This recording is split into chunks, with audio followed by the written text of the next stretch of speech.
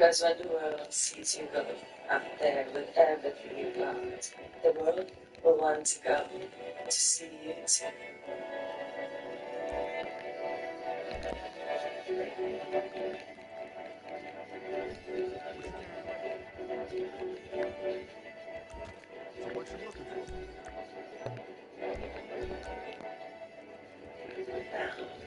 Hey, Gumbo. What you doing, Gumbo Wumbo? Come here, Gumbo.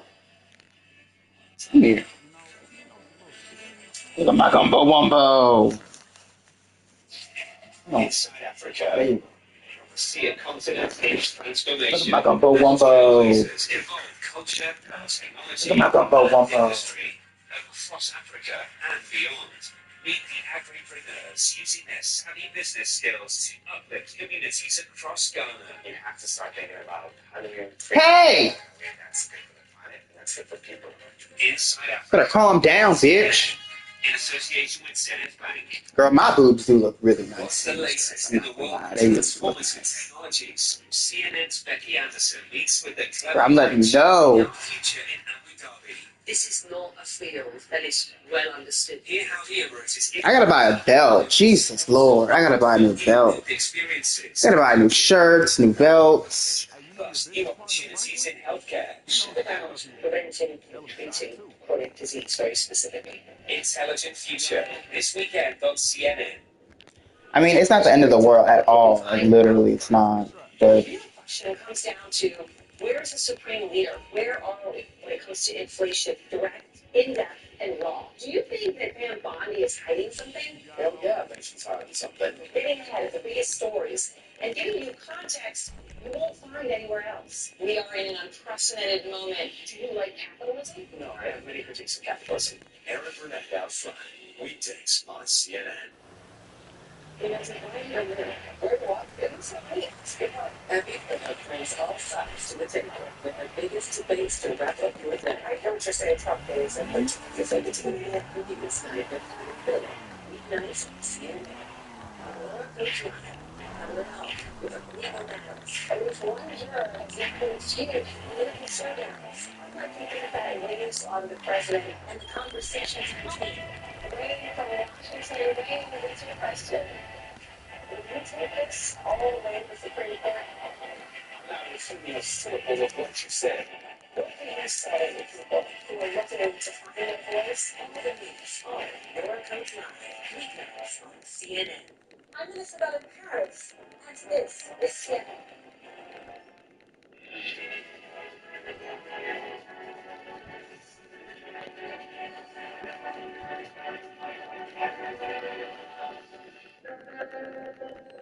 yeah, baby. Yeah.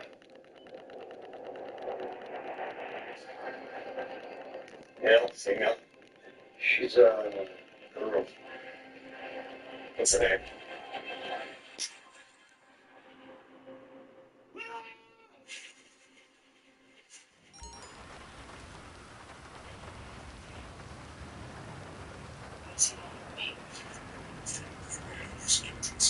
I mean, what can I say?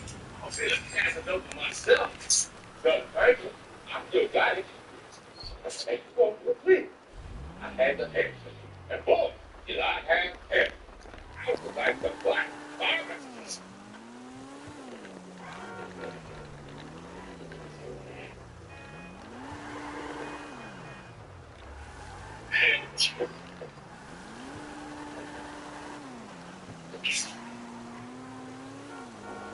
This is CNN.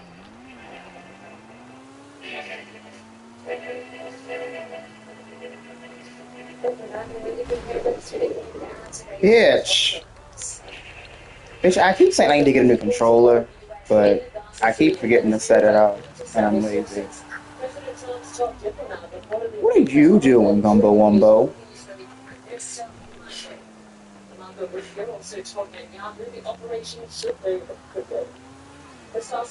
What are you doing, Gumbo Wumbo? Hmm? What are you doing, Gumbo Wumbo? He's currently being held on charges including aggravated murder and obstruction of justice. The US president has filed a lawsuit against the New York Times. The announcement is suing the paper for $15 billion in a defamation and libel lawsuit. The lawsuit is Gumbo. CNN has reached out to the New York Times for comment. After years of questions over TikTok's fate in the US, China and What you doing, Gumbo Wumbo? What are you doing, Gumbo Wumbo? What? What? Right now, details on the deal are murky and it's not clear which American buyer might be involved. CNN's Claire Duffy explains what we know about the timing. Yeah, it has technically been nearly 9 months since this law technically went into effect that requires TikTok to be sold off from its China-based parent company ByteDance or Biden. US ban. President Trump, of course, has repeatedly delayed enforcement of that law. Most recently, to later this week, September 17th is the most recent deadline. And now it appears that the deal may finally be nearing the finish line. U.S. Treasury Secretary Scott Bessent saying that this deal framework that U.S. and Chinese officials have agreed upon is fair for the Chinese and completely respectful of U.S. national security concerns, which, of course, have been at the heart of this U.S. What are you doing, Gumbo? sale of TikTok. And Huh? President Trump alluded to in a post on Truth Social. What are you doing? Something that TikTok's 170 million American users are certainly going to be happy to hear. However, this isn't necessarily a done deal just yet. Getting Chinese approval of the sale of TikTok, this extremely I don't have no cookies, bitch. has always been a major hurdle, and you have to imagine that these two men are going to have to be aligned on broader trade agreements in order to have this deal move forward successfully. You'll remember that back in April, the White House had nearly finalized a TikTok deal, but then it fell apart because President Trump announced new tariffs on China. Okay. Wumbo. Are you ready? This should be pretty easy. I've kept it simple since you all seem pretty simple in a good way. In a good way, in a good straight ahead, low IQ kind of. That's not Gumbo Wumbo. Resistant to the idea of selling the TikTok algorithm to a new American owner. Okay, And armed if robbery. the new owners of this platform buy TikTok without that algorithm that makes it so popular, U.S. users could see the TikTok app really change. Their experience on the platform really change. So lots of big questions still remaining that we'll be watching ahead of this Friday conversation between President Trump and President Xi. Back to you. That's true. Philadelphia. Well, Tesla CEO Elon Musk has opened his wallet on Monday to buy an additional $1 billion worth of Tesla stock. The move has virtually erased all of Tesla's losses so far this year. At one point, shares were down 42% from the end of last year, but on Monday they closed up nearly 4%. It's being seen as a vote of confidence from Musk, who has refocused on his company since leaving the White House in his role as an advisor to President Trump. The rise in Tesla stock on Monday alone added more than $5.5 billion to his net worth. Still ahead, Bad Bunny has made a surprise announcement, and it's going to make many of the superstar singer's fans very unhappy. More on his world tour next. Today's The latest in the world Monday. of transformative technologies. CNN's Becky Anderson meets with the clever minds shaping our future in Abu Dhabi. This is not a field that is well understood. Hear how the Emirates is integrating AI with sports and art for new lived experiences. It's going to be a better measure of education. Plus, new opportunities in healthcare. It is about preventing and treating chronic disease very specifically. Intelligent future. This weekend on CNN.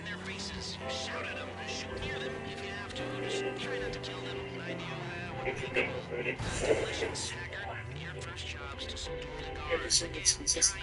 Very important with all of the system. I wouldn't be more children to fall in love with nature. 100 years make a difference. Don't plan. Let's do it.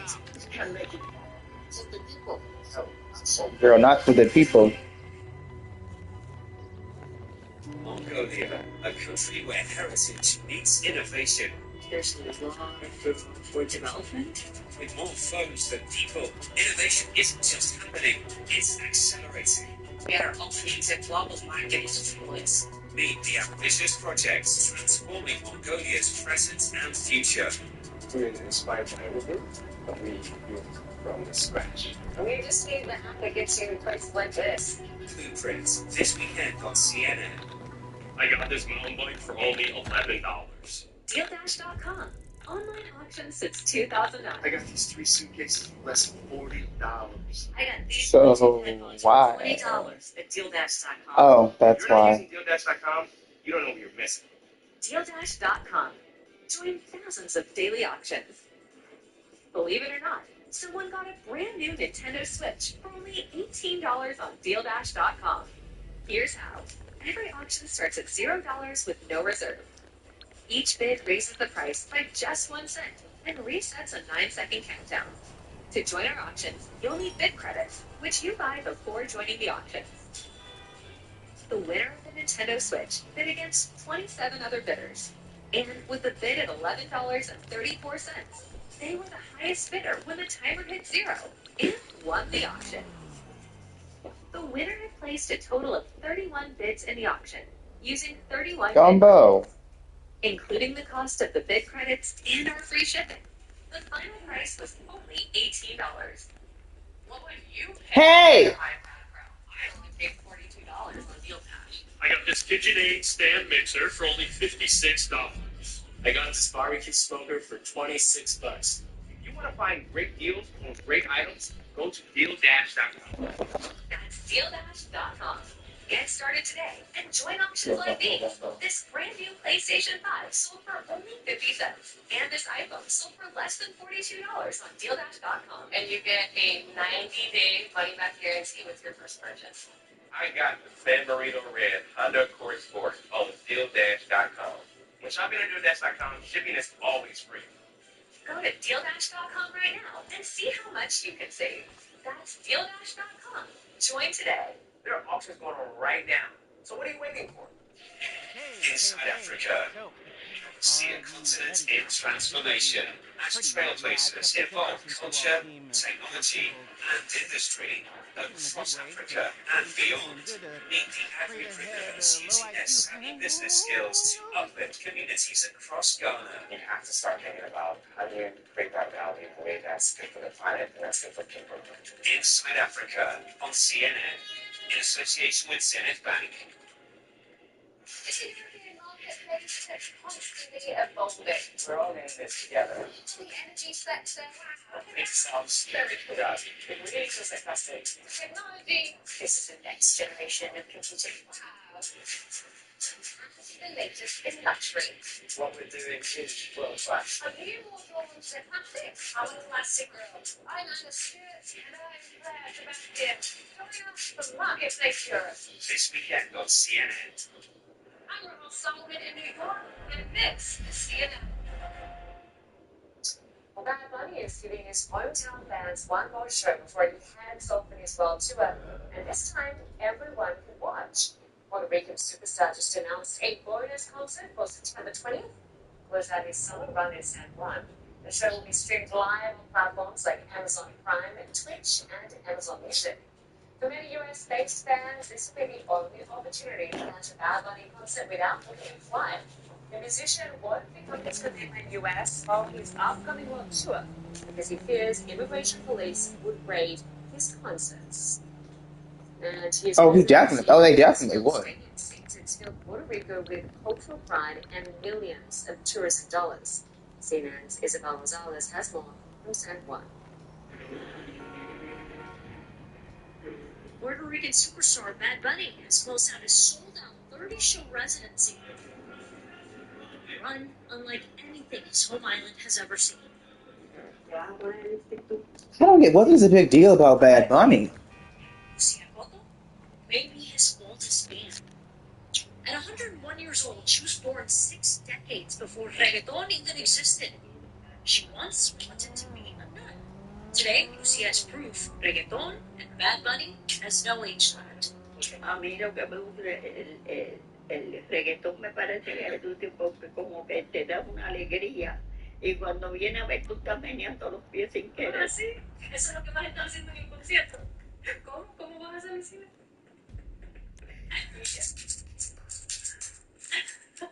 Y pega todo el mundo a gritar y empieza a Oh. como que se contagia uno. It's clear this isn't just a concert, it's a cultural moment. Tourism agency Discover Puerto Rico says around 600,000 visitors have flocked to the island Yeah. in just 2 months, and more than $200 million All that foreign to money. the local economy. Lucia is on her way to see her favorite artists live for the first time. ¿A dónde vamos, abuela? Para ¿verdad? Well, you all look good. How do I look? I look like no, like I work at Becca Woods, like a regular dreamboat. For fans, it's a cultural homecoming. We all love This banks, house, just a little especially bit the famous. big ones. Famous?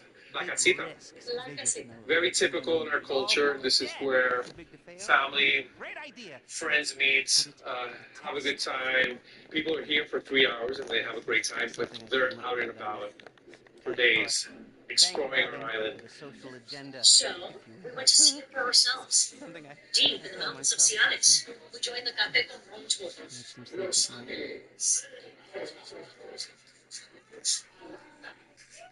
Anyway, Foreigners coming from near and far leveraged and turd staying Pacific to Standard immerse Bank. themselves in the culture, Hey, you're going music, to and heritage of the island. flagship ranch. How are we Here, going to do that? discovering Well, Vidya, it's a Puerto little Rico's so-called complicated. sun There's newspaper. trucks. Born I from need you to African roots, photograph. it tells the story of One of everyday those people. trucks has a Bad Bunny built-in giving the traditional transponder. music And new we need life. our transponder to And blip touring out its don't explode Jenny signal Riveras, to the the divers, real and it Planet takes True. them out of Y que range of the Benito y Pacific Bad Bunny Standard haya tenido signal.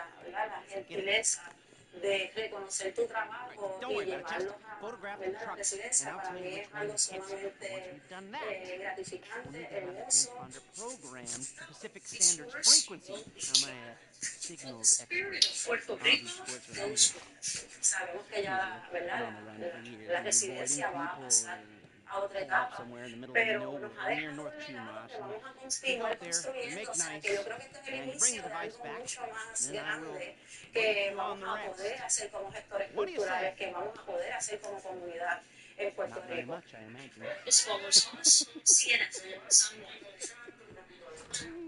Well, finally, this hour. Be good. Tired of life in a nursing home, 3 nuns have been on the run in Austria. On the run. But this is traumatic. Not on the I feel run. immense joy and gratitude in my heart that I can be back again, in our familiar buildings, and our so-called cloister and all around it, that I can go back to the children again if we are allowed to. The nuns, all in their 80s, escaped so they could return to their former convent and girls' school in Salzburg, where they'd spent most of their lives. They used a locksmith to regain access, but unfortunately, the convent no longer had electricity or running water. But former students and other supporters have stepped up to help, providing essentials and generators. Still, local church leaders aren't happy. They say the nuns will eventually have to return to their nursing home. But the nuns who were forced out 2 years ago say they're not going back. Love that story. Thanks so much for watching CNN Newsroom. I'm Lindsay Kincaid. I'll be back with much more news at the top of the hour. Stay with us. World Sport is next. Mom coat. Years of questions over TikTok's fate in the US, China, and the Trump administration say they're finally close to a deal. We're told a framework is in place and could be finalized by Friday through a conversation between Donald Trump and Xi Jinping. And if all goes well, the presidents could meet in person next month. Right now, details on the deal are murky, and it's not clear which American buyer might be involved. CNN's Claire Duffy explains what we know about the timing. Yeah, it has technically been nearly 9 months since this law technically went into effect that requires TikTok to be sold off from its China-based parent company ByteDance or face a U.S. ban. President Trump, of course, has repeatedly delayed enforcement of that law. Most recently, to later this week, September 17th, is the most recent deadline. And now it appears that the deal may finally be nearing the finish line. U.S. Treasury Secretary Scott Bessent saying that this deal framework that U.S. and Chinese officials have agreed upon is fair for the Chinese completely respectful of U.S. national security concerns, which of course has been at the heart of this U.S. effort to force the sale of TikTok. And as President Trump alluded to in a post on Truth Social earlier today, this is something that TikTok's 170 million American users are certainly going to be happy to hear. However, this isn't necessarily a done deal just yet. The Chinese approval of the sale of TikTok, this extremely successful and popular platform, has always been a major hurdle, and you'll have to imagine that these two men are going to have to be aligned on broader trade agreements in order to have this deal move forward successfully. Remember that back in April, the White House had nearly finalized a TikTok deal, but then it fell apart because President Trump announced tariffs on China. So I do think this announcement is a positive sign for a deal, but we're not quite at the finish line just yet, and I have to imagine that U.S. TikTok users will not be celebrating until this deal is signed and sealed. There are also big questions about what happens to the TikTok algorithm. China has long been resistant to the idea of selling the TikTok algorithm to a new American owner. And if the new owners of this platform buy TikTok without that algorithm that makes it so popular, U.S. users could see the TikTok app really change. Their experience on the platform really change. So lots of big questions still remaining that we'll be watching ahead of this Friday conversation between President Trump and President Xi. Back to you. Thanks, Philadelphia. Well, Tesla CEO Elon Musk has opened his wallet on Monday to buy an additional $1 billion worth of Tesla stock. The move has virtually erased all of Tesla's losses so far this year. The long shares were down 42% from the end of last year, but on Monday they closed up 24%. It's being seen as a vote of confidence from Musk, who has refocused on his qualities since leaving the White House in his role as advisor to President Trump. The rise in Tesla stock on Monday alone added more than $5.5 billion to his net worth. Still ahead, Bad Bunny has made a surprise announcement that's going to make many of the oversaw the first 17 months of conflict. That number is expected to rise when Israel launches its ground invasion of Gaza City. CNN's Jeremy Diamond has more. We need to warn you, some of the images in this report are disturbing. Gaza City trembles with each new blast. Lately, its residents have faced one strike after another. The reality on the ground is even more terrifying. Bloodied and shaken, the injured are rushed out amid swirls of smoke and ash. The children carried once again into hospitals ill-equipped to handle the rising tide of casualties that accompanies Israel's intensifying bombardment of Gaza City. More than 140 were killed here over the weekend, according to local hospitals. A wave of attacks that shook many here to flee the city. Sleeping children bundled into their parents' arms, essential belongings loved by those forced to move once again. At daybreak, their numbers multiplied, a mass exodus of a scale not seen in Gaza in many months.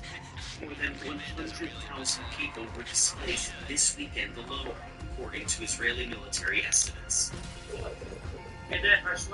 I'm coming from death, indiscriminate bombardments, martyrs in the streets, Anna says. It is a miracle we survived. Old and young press south towards an uncertain future.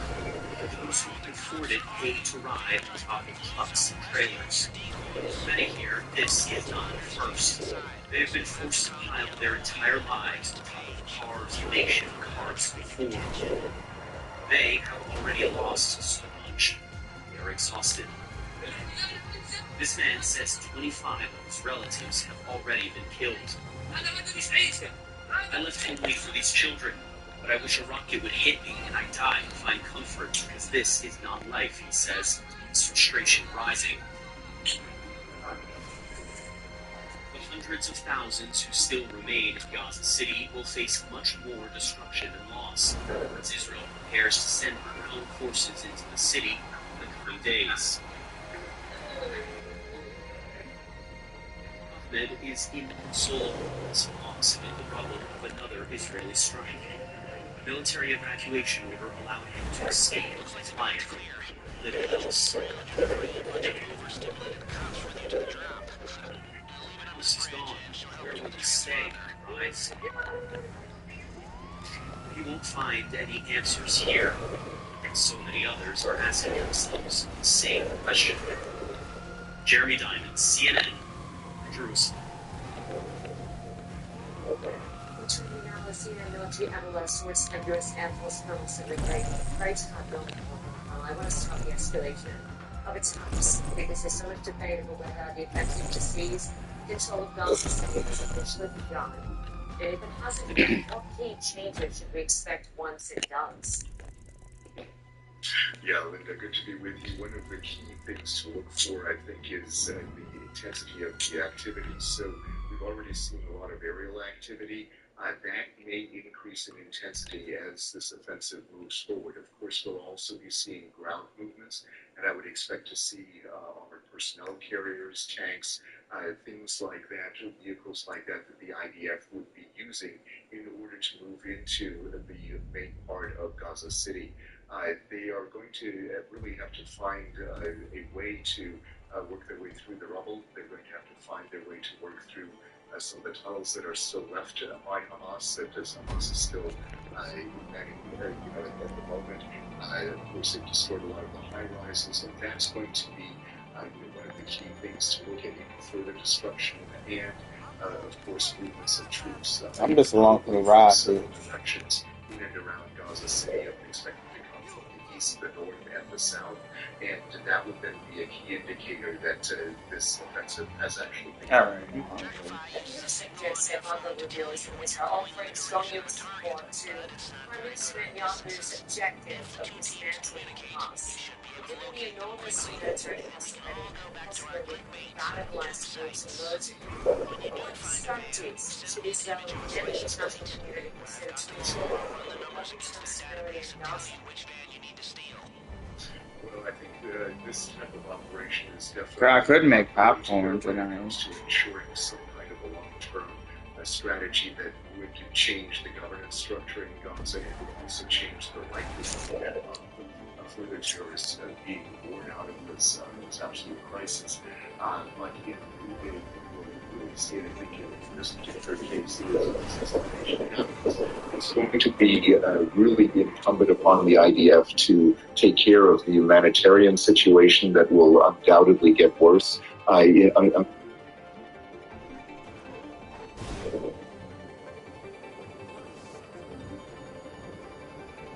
Under these circumstances, and that's going to, I think, be very tough for them to do, because the IDF does have a humanitarian component to it, an organization that handles humanitarian issues, but it is not really set up to do this on as large a scale as will be necessary in this particular case. That would be one of the key elements of a strategy that would be necessary for this development to work in that way, but it is something that the Israelis, I think, are going to find difficult to actually execute.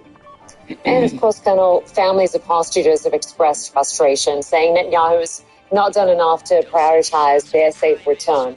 In light of this new offensive in Gaza City and the recent attack on Hamas negotiators in Doha, what are the potential risks and benefits of pursuing military objectives over diplomatic negotiations? Yeah, there are a lot of risks in pursuing military objectives when it comes to hostages. There are, of course, ways in which you can free hostages using a very precise, pinpoint military operation. But that's not what the Israelis are doing in this particular case. And Linda, when you look at the types of forces that are going to be arrayed against positions in Gaza City, it really puts the hostages' lives, unfortunately, at risk. And it's going to basically be a miracle if these people survive, if the hostages survive, because the type of force that's going to be basically very blunt. It's blunt force. And when in this particular case, really precision efforts would be necessary in order to get the hostages out via military means. And even that would be extremely risky, especially given these circumstances. Colonel Cedric Layton, always great to get your analysis. Thanks so much for joining us. You bet, Linda. Anytime. The man accused of killing conservative activist Charlie Kirk is set to make his first court appearance on Tuesday in Utah. One official says a lot more information on the investigation is expected to be released once the state files charges against suspect Tyler Robertson. One more vigils are being held for Kirk, who was fatally shot last week. US President Trump says he plans to speak at Kirk's funeral in Arizona on Sunday, calling him, quote, an amazing guy. CNN's Ed Lavandera has more from Utah. The 22-year-old man accused of shooting and killing conservative political influencer Charlie Kirk here on the campus of Utah Valley University is slated to make his initial court appearance on Tuesday here in Utah. It will be a brief appearance, and it will come after prosecutors formally file the criminal charges against it, which will include aggravated murder. State officials here have already said that they will pursue the death penalty in this case, but this is a hearing that's expected to be rather brief. But we are learning new information about how all of this unfolded, his arrest and some other investigative details that authorities are sharing. According to a Washington Post report, the suspect confessed to a group of friends in a Discord chat group just hours before he was taken into custody, telling the chat group, quote, hey guys, I have some bad news for you all. It was me at UVU yesterday. I'm sorry for all of this. This is according to two people, two sources, the newspaper quotes, and also says that the suspect went on to tell the group that he would to let him go. A fantastic acquisition for this man, Pep Guardiola. Up front, this man, still a generational talent, only 25 years of age, and yet he has a mountain of club and individual trophies, including 2 golden boots in 3 seasons at Manchester City. As you pointed out, 5 against Moldova in their 11-1 defeat to Norway in midweek. He was always going to score against the shambolic defence that is Manchester United. City looking great shape. I expect them now to be ready to rumble. Thanks to Darren there. Now, Mondo Duplantis knows a thing or two about setting records, doesn't he? Find out if the Swedish pole vaulter rose to new heights in Tokyo next.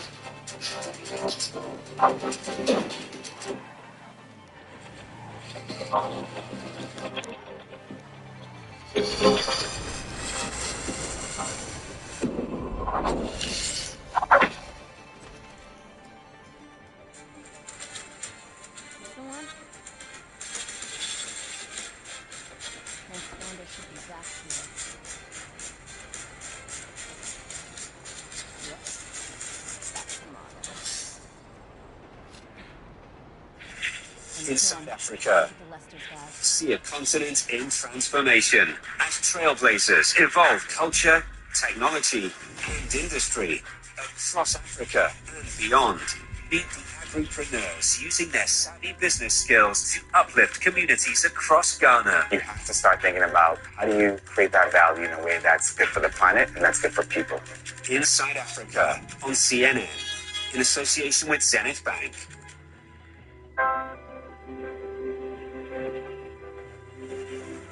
Get your cameras ready. Every single species play a very important role in the whole ecosystem. Why wouldn't we want our children to fall in love with nature? We don't have much years to make a difference. Don't give up. Let's do it. We can make it. Keep the people. Help and hope.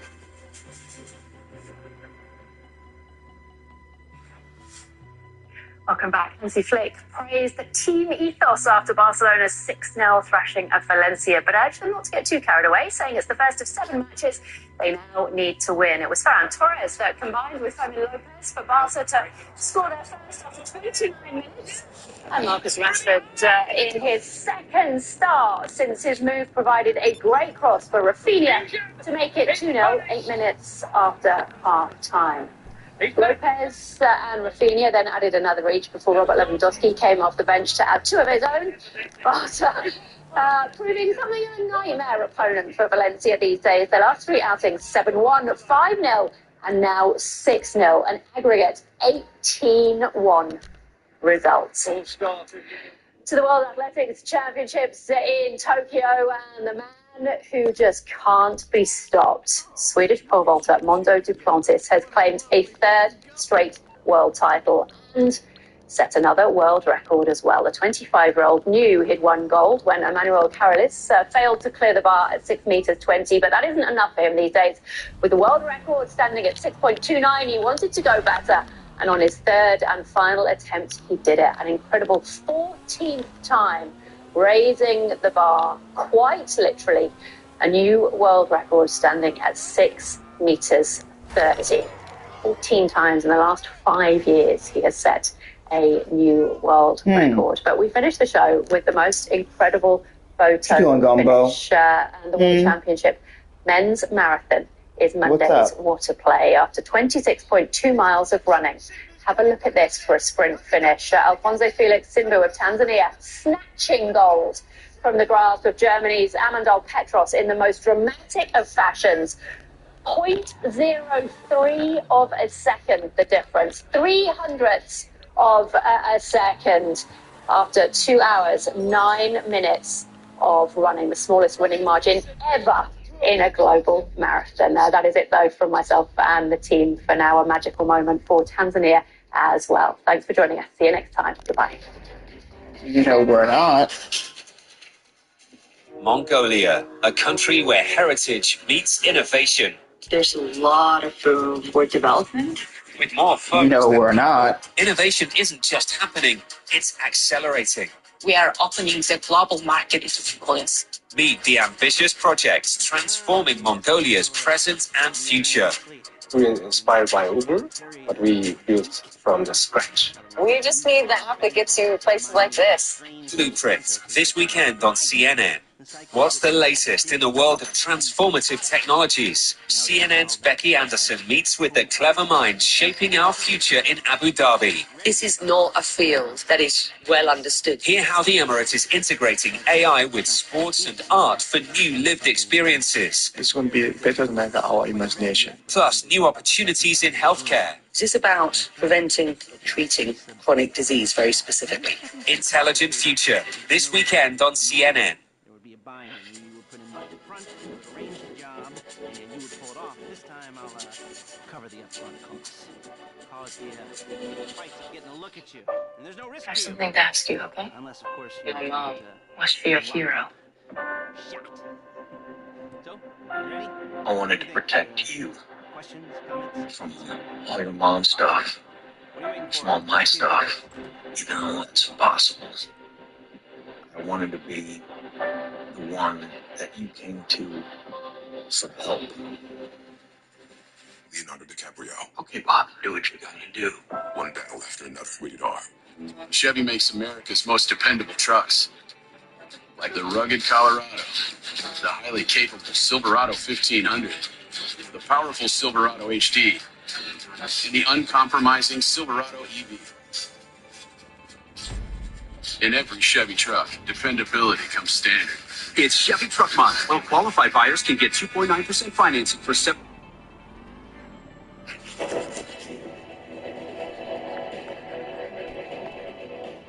Hello and welcome. I'm Linda Kincaid. Ahead here on CNN Newsroom. The US tells Israel that they have their full support for the military offensive. So former IDF chief warns that 1 in 10 people have already been killed in Gaza. The man accused of killing Charlie Kirk is set to make his first court appearance in Utah. Investigators share more details about the suspect's background. And the US expands its war on drugs, striking another alleged smuggling boat and is certifying a number of countries they believe aren't doing enough to counter narcotics. Live from Atlanta, this is CNN Newsroom with Linda Kincaid. You think you're gonna make me do? No, bitch, no. Activist Charlie Kirk is set to make his first court appearance in the coming hours. Doing One that? official says a lot more information on the investigation is expected to be released Got it confused. once the state officially files formal charges against the suspect, Tyler Robertson. More vigils are being held for Kirk, who was fatally shot last week. U.S. President Trump says he plans to speak at Kirk's funeral in Arizona on Sunday, calling him, quote, an amazing guy. CNN's Denny Friedman reports on the investigation into the shooting and what more we're learning about the suspect. Chilling new messages revealed by the Washington Post about the suspect in the Charlie Kirk assassination. 22-year-old Tyler Robinson reportedly writing, quote, "Hey guys, I have bad news for you all." Going on to say, quote, "It was me at UVU yesterday. I'm sorry for all of this." The Washington Post reporting the message appeared to be a confession to friends in the social and gaming app called Discord and sent Thursday night, just hours before Robinson's arrest. The news coming as the New York Times reports that Robinson joked in Discord messages that a, quote, doppelganger was trying to get him in trouble when investigators released photos of the suspect. Also today, FBI Director Kash Patel announced DNA evidence connects Robinson directly to the crime scene. I can report today that the DNA hits from the towel that was wrapped around the firearm and the DNA on the screwdriver are positively processed for the suspect in custody. But law enforcement officials are still working to understand what may have driven this young man to allegedly open fire on Charlie Kirk. My job as FBI director is not to speak to motive, it's to speak to the facts. And that's what I'm going to do. Investigators are focusing in on a potential note that Robinson may have written prior to the shooting. Director Patel says it was destroyed. We have evidence to show what was in that note, which is, and I'm going to summarize, basically saying, the suspect wrote a note saying, I have the opportunity to take out Charlie Kirk, and I'm going to take it. Another area of interest and help to authorities so far has been Robinson's roommate. The roommate was a romantic partner, a male transitioning to female. This partner has been incredibly cooperative, had no idea that this was happening, and is working with investigators right now. Officials are still investigating. Wait. This partner has been interest and help to authorities so far has been Robinson's roommate. The roommate was a romantic partner, a male transitioning to female. This partner had no idea so he was fucking trainees and is working with investigators right now. Officials are still investigating. This partner has interest and help to authorities so far has been I thought I heard roommate. that. The roommate was a romantic partner, a male transitioning to female. This partner has been incredibly. Girl, why are trainees always involved? This was happening, and is working with. Oh God, he was on that good dick apparently. Relationship may factor into a potential. Girl, I don't know what was going on. He had that good dick apparently. The conservative family, acquaintances told CNN. I'm so confused. Very far left in recent years. These are the facts that are being presented to us. Family discussions, parents, this is what they're saying. In Robinson's hometown Sunday night, his community mourned Kirk before processing that the suspected assassin was a neighbor. It's really hard. You just can't imagine someone from around here would do something like that. Sherry Staley Tate's family has lived here for 5 generations and told us Robinson went to school with her daughter. I said, well, how would you describe him? And she said, I would describe him as, those kids they're kind of too smart, but that are not common sense smart. Here, Sherry and the community praying both for Kirk and the Robinson family. I just felt it in my heart because that's just not what happens here. It's naive of me, but it's not what happens here. Now, all eyes are going to be on this part of Utah on Tuesday. That's because we're finally going to hear some more details from prosecutors, and also we're going to see Robinson make his first court appearance. And Utah officials are promising that we're going to also hear a lot more information regarding this case. That's going to come when Utah officials formally announce those charges. Danny Freeman, CNN, Orem, Utah. From why I want to welcome CNN law enforcement contributor Steve Moore. He's also a retired FBI supervisory special agent. Good to have you with us, Steve. Good to see you. So investigators say witness interviews with both the FBI and local police suggest the suspect admitted to the shooting after the fact. In your experience, how significant is that kind of admission in court? And what are the legal hurdles when it comes to using post-crime confessions to secure a conviction? Well, it's a very significant statement. These things can be used against you. I mean, just like you always hear in the TV shows, this can be used against you in a court of law. This will be used, and it will be very effective because the jury will be told, and they will probably believed that he had no motive to lie about this, that anything he said about his own guilt would only work to his own detriment. Therefore, there's no reason to lie about that.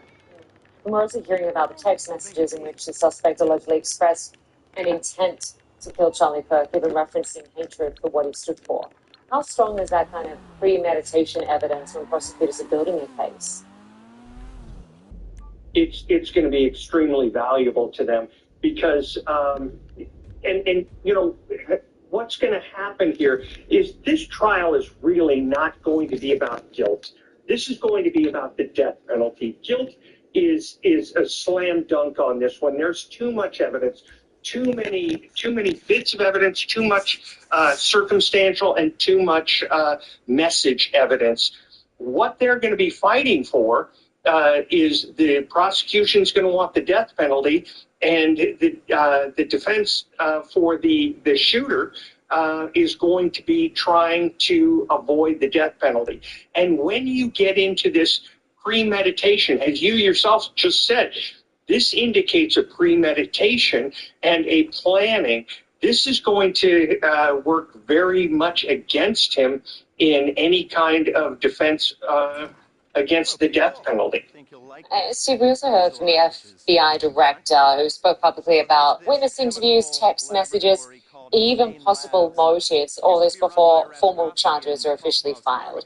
Just want to play some sound. His family has collectively told investigators that he subscribed to left-wing ideology, and even more so in these last couple of years. And he had a text message exchange, he the suspect, with another individual, in which he claimed that he had an opportunity to take out Charlie Kirk, and he was going to do it because of his hatred for what Charlie stood for. As someone who's worked cases at the field level, does that kind of public commentary raise concerns for you? Yes, and what I would like to do is tell Director Kash Patel something that his agents in the street can't tell him, or won't tell him because it would hurt their careers. Mr. Patel, don't give away case information that should be heard first by a jury and not the court of public opinion. This can be tried in a courthouse, not in a newspaper. So regardless of any feelings I have about who's the director or what they're doing, the FBI has always known that if you talk about the case beforehand, you are playing into the hands of the defense attorney. Not only are you giving them away your case so that they can start defending on it months earlier, but you are possibly making the case for the defense that this is a political trial rather than a criminal trial. And so I would suggest that Mr. Patel follow the lead of almost all the directors. I work for 7 directors, directors and acting directors. I don't think any of them would have come forward and given case information to the press. Wow, interesting perspective from you. And just finally, Steve, I want to ask you about the DNA evidence recovered at the scene. From what we know, can you walk us through how crucial that is in solidifying a case and what standards it needs to meet in court?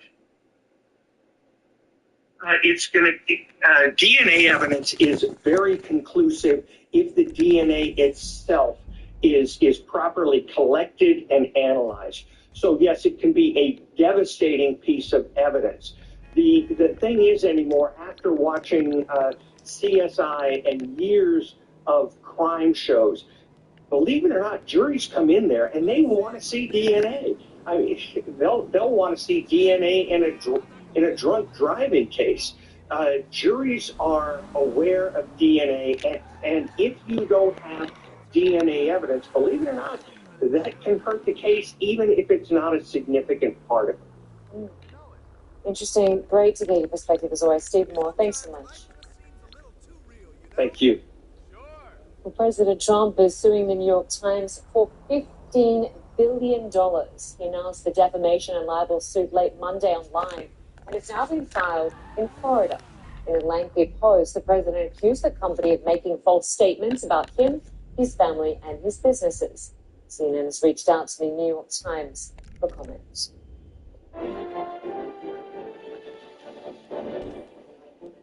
The Israeli military is intensifying its bombardment of Gaza City ahead of a ground offensive. On Monday, the IDF launched an airstrike on the tallest building in the enclave. CNN has recorded the destruction of at least a dozen high-rise buildings in central Gaza since early September. The U.S. Secretary of State is on his way now to Doha, Qatar, after meeting with the Israeli Prime Minister Monday. Sources tell CNN that Marco Rubio told Netanyahu that Israel has the full support of the U.S. for the assault on Gaza City, but he stressed the operation should move quickly. And U.S. President Trump is warning Hamas that all bets are off if they use hostages as human shields. Hamas says the fate of the hostages lie in the hands of the Netanyahu government. More than 10% of Gaza's population have been killed or injured since the war began. This according to a former Israeli military chief who oversaw the first 17 months of the conflict. And that number is expected to rise when Israel launches its ground operation in Gaza City. CNN's Jeremy Diamond has more, but a warning. Some of the images in his report are disturbing. Gaza City trembles with each new blast. Its residents have faced one strike after another. The reality on the ground is even more terrifying. Bloodied and shaken, the injured are rushed out amid swirls of smoke and ash. Wounded children carried once again into hospitals, ill-equipped to handle the rising tide of casualties that accompanies Israel's intensifying bombardment of Gaza City. More than 140 were killed here over the weekend, according to local hospitals.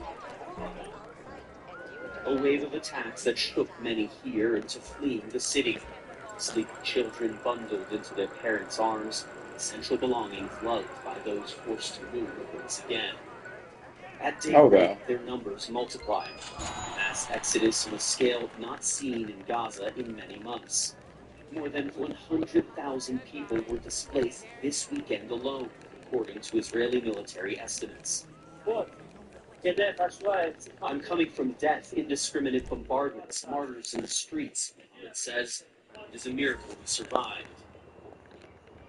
Old and young press south towards an uncertain future.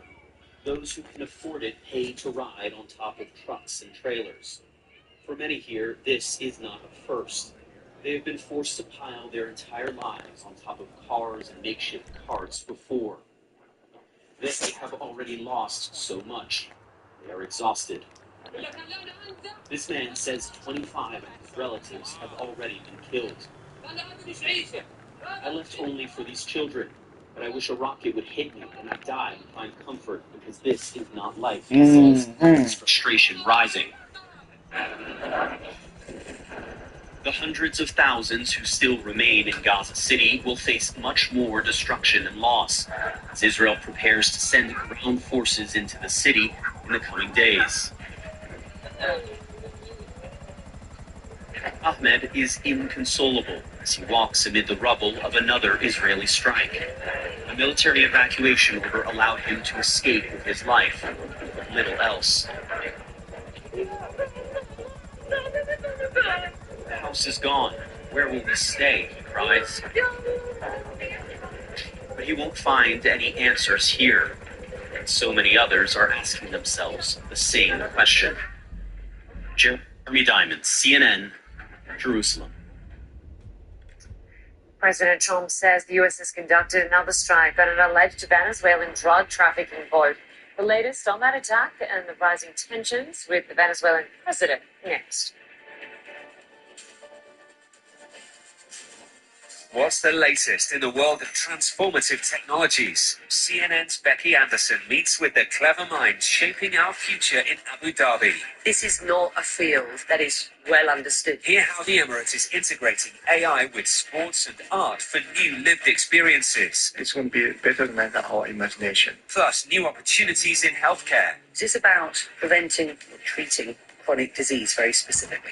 Intelligent Future, this weekend on CNN. Mongolia, a country where heritage meets innovation. Anyway, now I'm told they put a price on the professor's More head, folks so we than gotta people. move. Innovation isn't Clear? just Ready to happening, get going? it's And accelerating. remember, We are trust is opening saying the you, global not me. market into Not voice. me Meet as the ambitious projects transforming Mongolia's present and future. We're inspired by Uber, but we built from scratch. We just need the help that gets you a place like this. Blueprints this weekend on CNN. Inside Africa. See a continent in transformation as trailblazers evolve culture, technology, and industry across Africa and beyond. Meet the agripreneurs using their savvy business skills to uplift communities across Ghana. You have to start thinking about how do you create that value in a way that's good for the planet and that's good for people. Inside Africa on CNN in association with Zenith Bank. It's a European marketplace that's constantly evolving. We're all in this together. The energy sector. It sounds very good. It really feels like nothing. Technology. This is the next generation of computing. The latest in luxury. What we're doing is world class. Are you more drawn to the classics? I'm a classic girl. I'm Anna Stewart, and I'm Claire Sebastian. Join us for Marketplace Europe. This weekend on CNN. I'm Richard Quest. I love traveling the world. Broaden the mind, open the heart. The not done yet. It's time to embrace new adventures. I'm the fun out of it. Seize the moments. It is a popular team In this world of wonder. This weekend only on CNN. Today, we live in an unpredictable environment and news races around the world at breakneck speed. Kate Winston, Johnson, welcome to the program. I think that societies that discuss their women are the least successful economically. My show brings you the latest news and top newsmakers. Do you feel the Trump administration understands what's at stake? I'll be honest, we have to work on it. What do you want people to know about mortality? And we also dive below the headlines. These are the most emotional scenes of the series. What do you want the impact of this particular film? It's a cool way to say that. It's something worth dying for.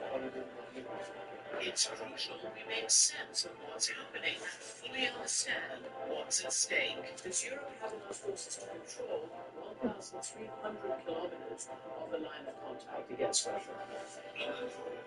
Weekdays on CNN. It is a busy day all around the world. This is One World. Some of the world's biggest players. Stories that captivate from two unique perspectives. Zain Asher and Biana Rodrigo use their extensive experience to cover global news with passion and intellect. What specifically are you trying to say about the Hey! One World with Zain Asher and Biana Rodrigo. Weekdays on CNN. Where do I fit? Abby Miller brings all sides to the table with the biggest things to wrap up your day. I hear what you're saying, Trump believes in, but do you think it's a good idea? Newsnight with Abby Miller, weeknights on CNN. I'm Gabriela Frias in Mexico City, and this is CNN. President Trump says the U.S. military killed 3 people in international waters near South America. He shared video of the strike on Truth Social and claimed that those involved were, quote, Shut up. terrorists transporting illegal drugs from Venezuela. Stefano Positone has the latest on the growing feud between the two nations.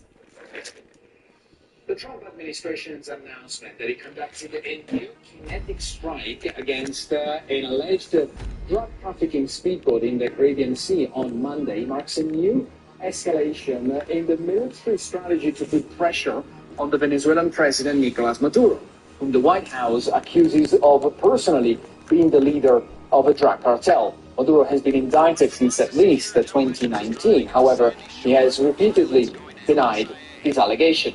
CNN has asked for a reaction to Caracas about these new incidents, and we're waiting to hear back. However, earlier on Monday, Maduro has this to say about the U.S. Secretary Marco Rubio, whom he accuses of being personally behind these military escalation. ¿Quién? Who? Marco Rubio. They now call him the Lord. Hey! Where he goes, there is death, there are bombs, there are murdered children. Marco Rubio, the Lord of death, war, and hatred. The Secretary of State is yet to respond to this latest attack from the Venezuelan leader. Caracas has repeatedly accused Rubio in particular of trying to build a case for an open confrontation, an open warfare between Washington and Venezuela. In recent weeks, Maduro has given signals to the White House that he is ready for negotiations with Trump, perhaps even considering a meeting in person with the U.S. president, while at the same time singling out Rubio. And Rubio, it's worth noting that it comes from a constituency in South Florida where a lot of several Venezuelan conservatives, expatriates, have moved in recent weeks. So that's the reason why there is the singling out against the Secretary of State. It's yet to be seen whether the strategy from Caracas will be successful in trying to reduce this tension, but it's definitely interesting noting that at the same time, Trump has not ruled out an even further escalation and action directly on Venezuelan soil in the weeks to come. For CNN, this is Stefano Pozzebon, Bogota. The Trump administration says Colombia has failed in its obligation to fight drug trafficking. It blames President Gustavo Petro for what it says are all-time records in cocaine production. President Petro is an outspoken critic of President Trump. The U.S. will continue to provide funding for Colombia. The Trump administration says it will consider changing the decertification if Colombia works to reduce cocaine production and trafficking and holds criminal organizations accountable. My colleague Isa Suarez asked Colombian Defense Minister Pedro Sanchez what impact funding cuts would have. Creo que este año es una de las muestras donde Colombia tiene una voluntad absoluta para afectar el narcotráfico. Nosotros consideramos que hemos hecho la tarea porque ha cobrado inclusive vidas de colombianos para que esas drogas no lleguen a otros lugares. Vemos también que el tráfico de drogas se ha estancado de alguna manera en ir a Estados Unidos y ha intentado irse a otros lugares del mundo, como Europa. Pero un militar o un policía que muere combatiendo el narcotráfico en Colombia no solamente lo hace por nuestro país, pero de alguna manera lo hace también por el mundo. Es decir, es un héroe nacional, pero también un héroe global. Creo que el país que más ha puesto vidas combatiendo el narcotráfico es Colombia. En términos de la certificación, que significa confirmar que Colombia está colaborando, ¿qué más colaboración que ofrecer la vida? ¿Qué más colaboración que afectar enormemente el problema del narcotráfico con total contundencia? Pero el problema es estructural. Si se certifica a Colombia, ganan los criminales y pierden las naciones, porque eso significa también que no vamos a tener la misma capacidad para contener las drogas y van a llegar más drogas a otras partes del mundo. President Trump has also decertified Afghanistan, Bolivia, Myanmar, and Venezuela for failing to fight drug trafficking. The years-long dispute could soon come to an end. The Trump administration and China are closer than ever to reaching a deal over TikTok, right ahead of a key deadline.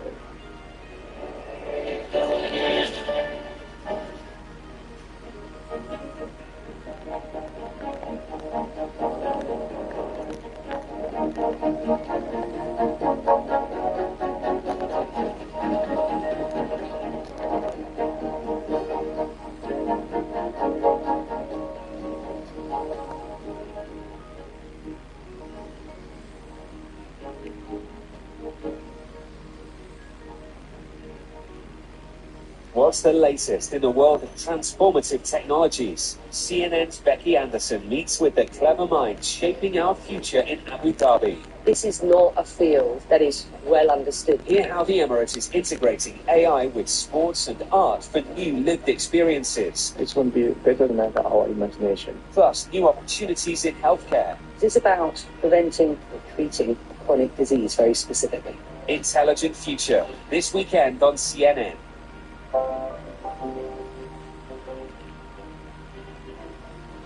ready. Every single species play a very important role in the whole ecosystem. Why wouldn't we want our children to fall in love with nature? We don't have much years to make a difference. Don't give up. Let's do it. We can make it. For the people, health and hope. Mongolia, a country where heritage meets innovation. There's a lot of room for development. With more phones than people, innovation isn't just happening, it's accelerating. We are opening the global market into Mongolia. Meet the ambitious projects transforming Mongolia's present and future. We're inspired by Uber, but we built from the scratch. We just need the app that gets you places like this. Blueprint, this weekend on CNN. Inside Africa. See a continent in transformation as trailblazers evolve culture, technology, and industry across Africa and beyond. Meet the agripreneurs using their savvy business skills to uplift communities across Ghana. You have to start thinking about how do you create that value in a way that's good for the planet and that's good for people. Inside Africa on CNN in association with Zenith Bank. Why, particularly in Gaza, why is leadership failed here? Selfish, short-term interest. The allegations, this is chilling stomach churning stuff.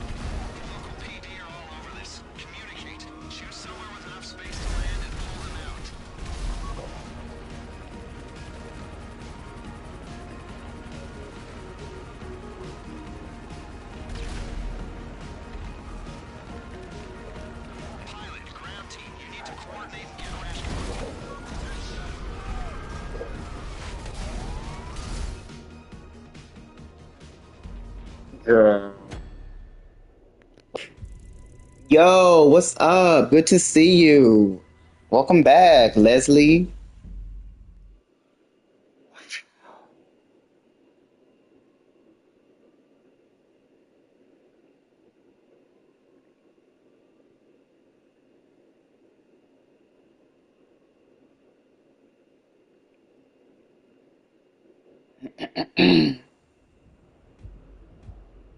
To help unify this country. Perhaps it is no wonder then that before she thanked President Trump, I want to thank my husband's dear friend, Vice President Vance. The slain pundit's widow, Erica Kirk, praised Vance and his wife, Usha, for escorting her husband's body back to Arizona. You guys honored my husband so well bringing him home. You both are tremendous. Tom Foreman, CNN, Washington. Negotiators from China and the US say they've reached a framework deal that would allow TikTok to keep operating in the United States. The Chinese social media giant was facing a Wednesday deadline to sell at least part of its US business to an American-backed owner. Little information has been made public about the pending agreement or a possible buyer. Presidents Donald Trump and Xi Jinping are poised to seal the deal during a call this Friday that could pave the way for a face-to-face meeting in Asia next month. For more on this, I'm joined by Abra El-Hidi. How are you doing? I'm doing great. I'm just gaming as usual. Thank you for having me. I appreciate it. So TikTok's parent company ByteDance was told to sell here in the US or face a ban. I'm definitely going to get And some now, popcorn just a couple of tonight, 'cause days I've from the had deadline, we're popcorn hearing in a there is a while. deal in the works, but the details are very vague. What do we know? Well, we really don't know much, and the key word here is a framework. Glad to hear that. How are you? We hear about how there's going to be a TikTok ban, and then it gets delayed. Now it looks like there could be a deal that keeps TikTok in the U.S. It's not clear how involved China will be. It's not clear how involved the U.S. government would be, and it's not clear who the buyers would be. We've heard a lot of back and forth on that. So on Friday, President Trump says he's going to meet with the Chinese president and perhaps discuss TikTok, and maybe then we'll get some more solid facts about it. Yeah, and of course this started over national security concerns, fears about data access and algorithm control. If a US company takes over, at least the US arm of this business, does that actually solve the problem, and how will it be enforced? That's the big question, right? The concern and the reason why this TikTok ban was presented in the first place is there were concerns that the Chinese government could access people's personal data, sway what they see on their algorithm. But something that a lot of privacy experts have flagged is that TikTok isn't alone, right? Even US-based companies like Meta, for example.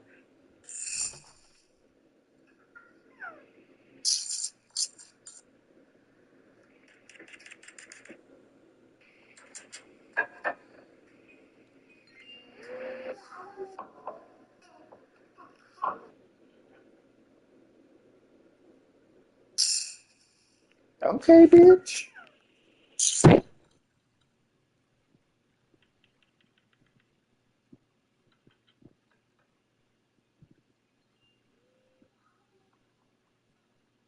All right, bitch. There we go. That's easy. 3 minutes, bitch.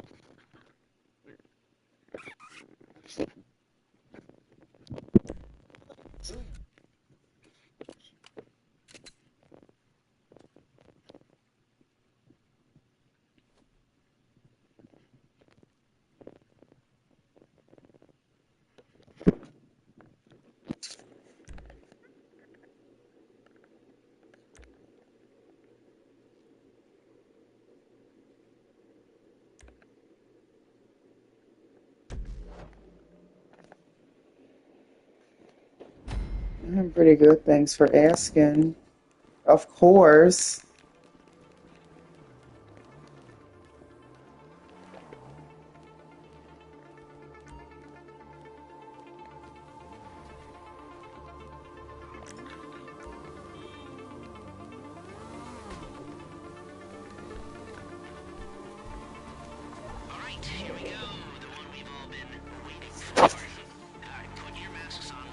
What type of games are you playing? I'm playing Grand Theft Auto on PS5.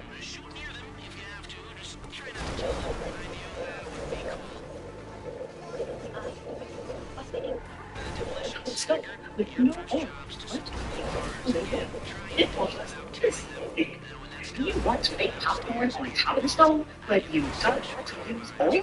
Why you all in the comments say it didn't work? I couldn't do it. So, I will show you an alternative to do the same thing. Listen up. If you don't get it this time, I might have to do a popcorn class. I'll show you what to do. Take some popcorn in a glass dish, one that has a glass top.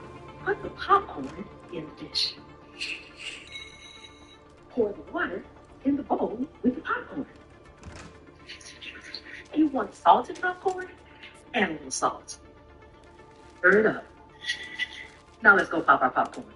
Take your bowl of popcorn and put it in the microwave. Put the glass top on the popcorn and leave it flat slack. Close the door. Depending on how much popcorn you have, it could take 3 to 5 minutes. Be patient.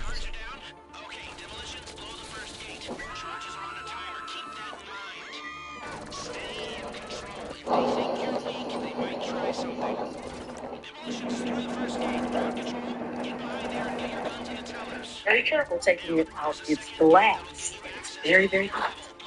As you can see, we have popcorn. Make sure you have some pop holders. Popcorn. We have a whole bowl of popcorn that we use water with. This is your alternative mix if you can't do your visual. Take a second to subscribe to the channel. Let's get to 1.5 million subscribers.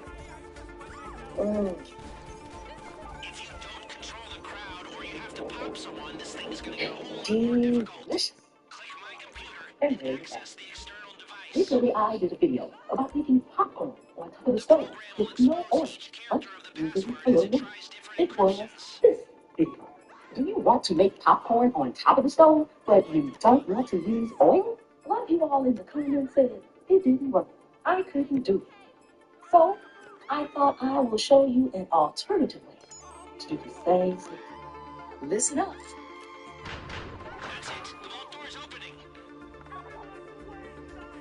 Nice games at Alexandria. Where are you from, if you don't mind me asking? I am from America.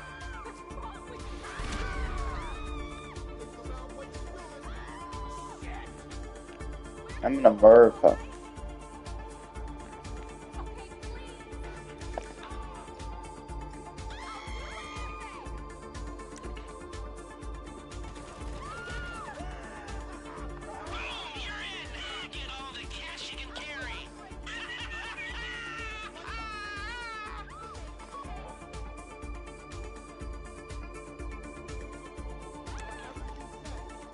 Such a nice place. I am from Virginia.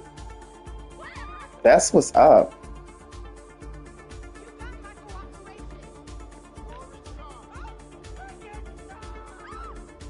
Oh, thank you, Leslie Barber. By the way, you seem like a pretty good stream to me. Heart. Well, thanks.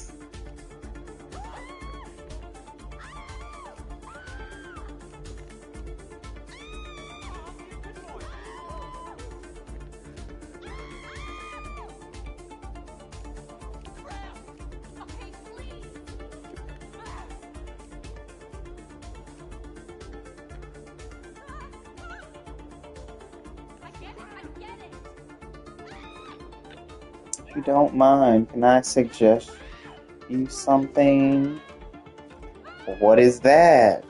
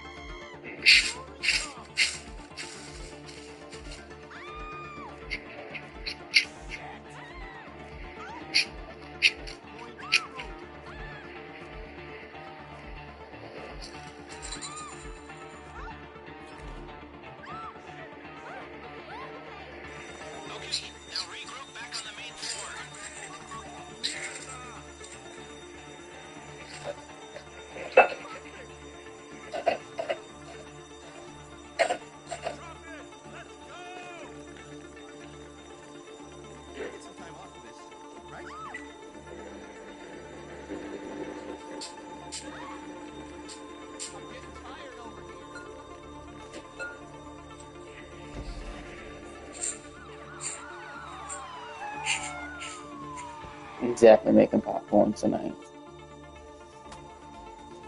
Like a good logo, banner, animation, overlay, emotes. Actually, I do this type of work for people. Would you like to see some examples? No, thank you. I'm fine. But thank you. I appreciate it.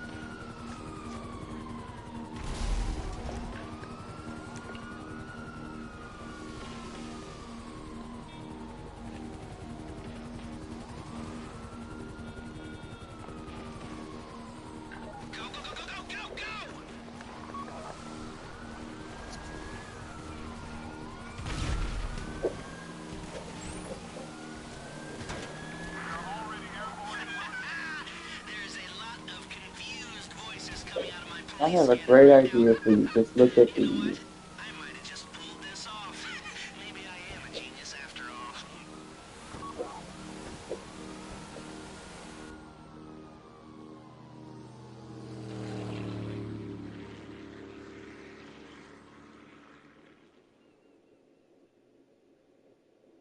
warning that its Typhoon fighter jets will fly defense missions over Poland. The British Prime Minister Keir Starmer is expected to pressure Donald Trump for tighter sanctions on Russia when they meet Thursday. Oh, my friends! We did it! Well, you did it. Ooh, I know I didn't do that much, but you, I thought you were just a bunch of creepy and quiet weirdos. Turns out you're a bunch of creepy, quiet weirdos with talent. You rob and you steal and destroy like geniuses. Oh, I love it. I love it. Here, let me wire you your money. A day of pomp and circumstance will be on display the day before when the British royal family welcomes the U.S. president on Wednesday. CNN's Kevin Liptak reports.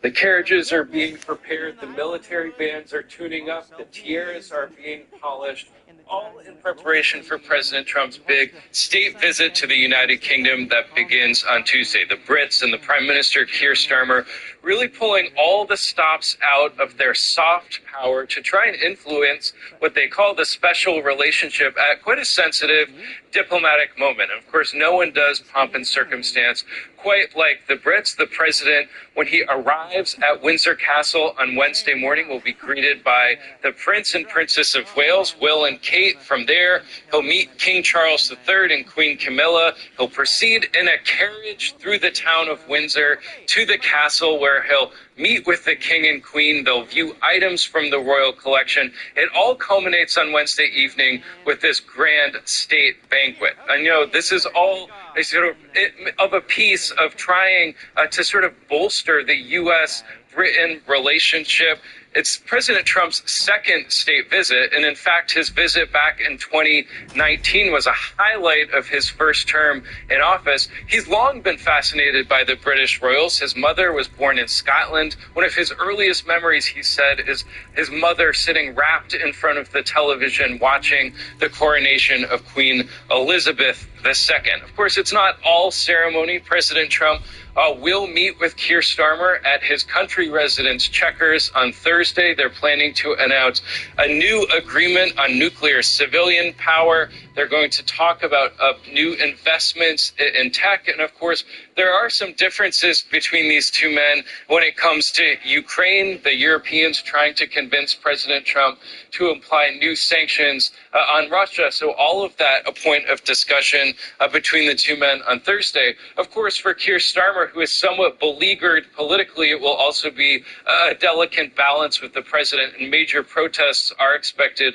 in Britain while the president is there. And in fact, he's spending virtually no time in the capital of London, which is where these protests will be centered. Almost all of his time will be spent at Windsor or at the country residence up at Chequers. And so certainly, I think for President Trump, the lasting images from this trip will be of the pomp and the grandeur, all sort of epitomizing the special relationship between the U.S. and the United Kingdom. Kevin Liptak, CNN, the White House. Well, still to come, Russia and Belarus accuse NATO of being too panicky about their military capabilities as they perform war games along NATO's eastern border.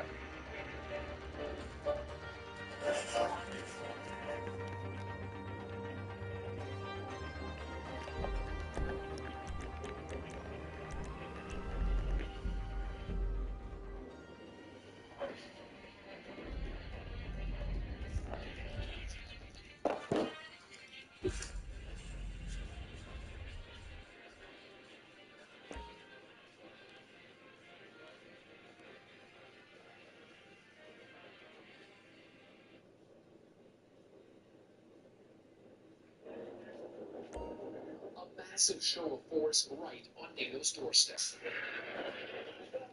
Russia and its allies Belarus.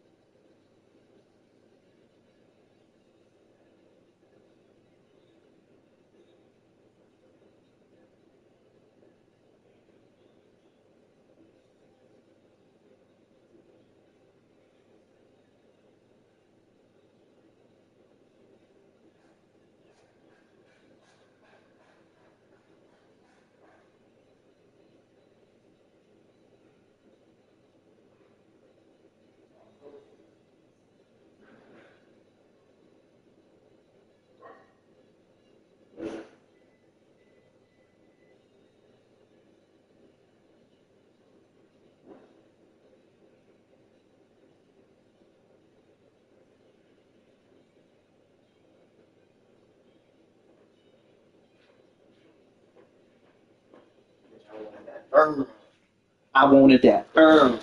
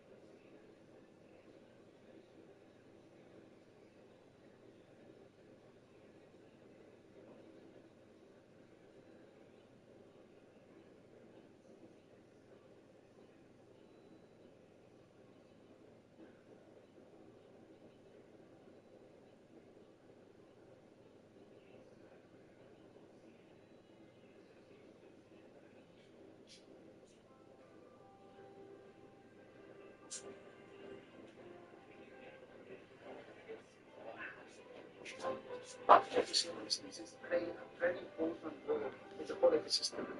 Why wouldn't we want our children to grow in love with nature?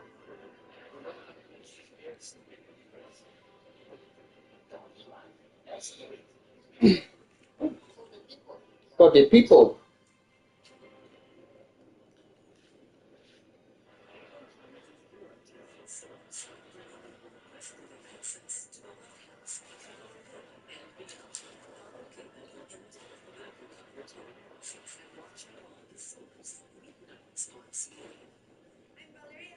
Mexico City.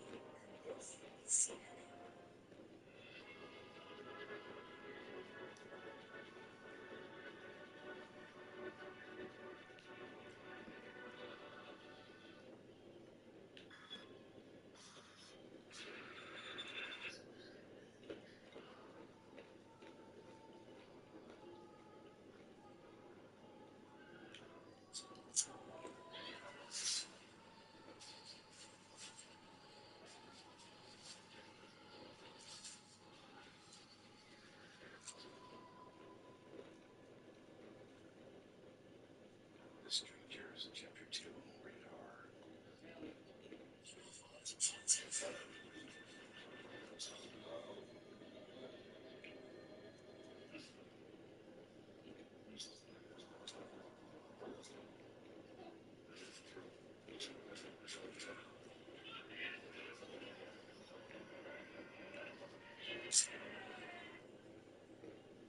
Minutes, but I'll attempt to do so.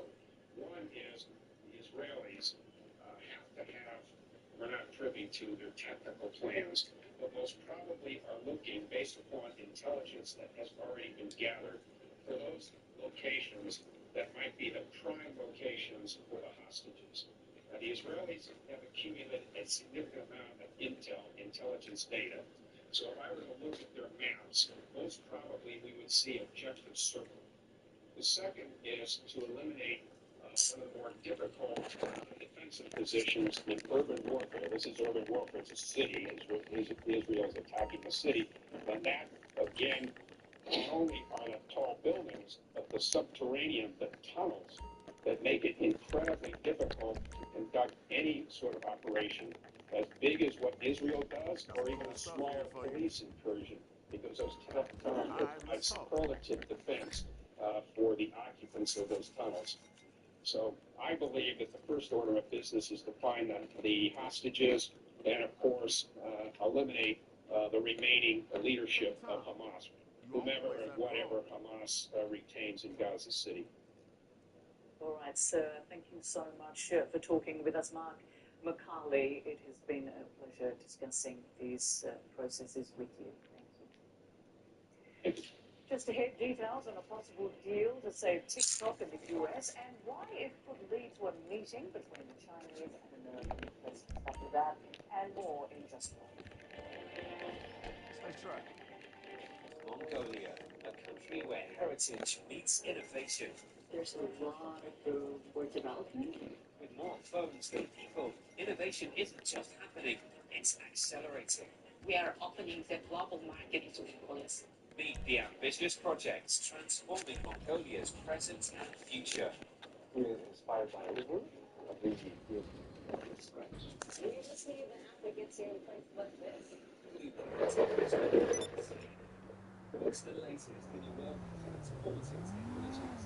And when the answer is shaping our future in Abu Dhabi. This is not a real that is Hear how the Emirates is integrating AI with sports and art and new lived experiences. Plus, new opportunities in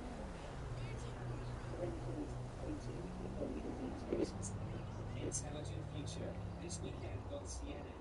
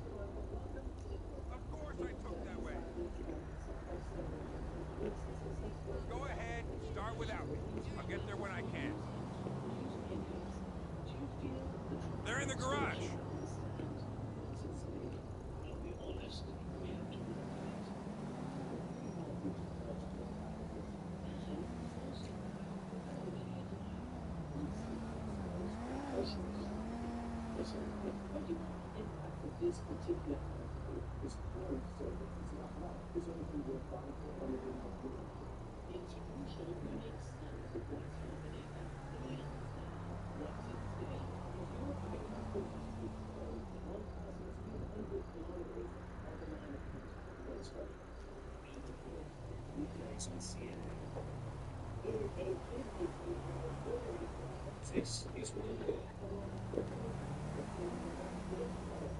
well, with two unique perspectives. What?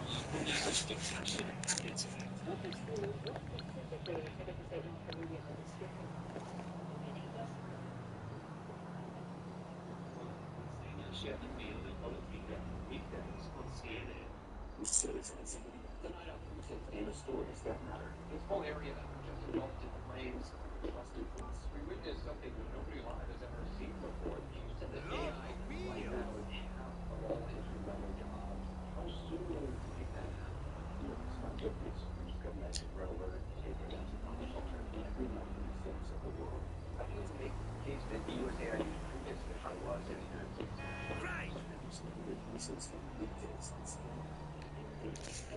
Let's watch this. Abby Taylor brings all sides to the table.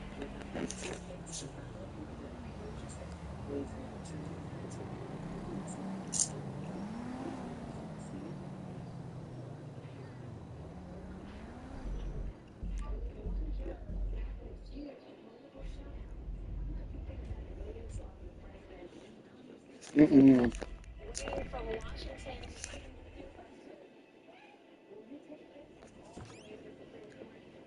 You don't want those. Gumbo.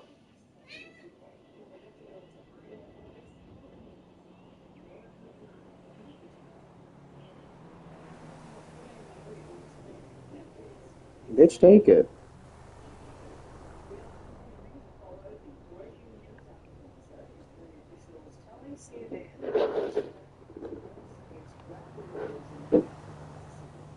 Hospital officials in Kansas say overnight strikes have killed at least 38 people.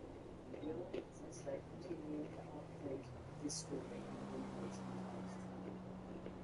Another story with negotiators in China and the US say they've reached a framework deal that would allow TikTok to operate in the United States.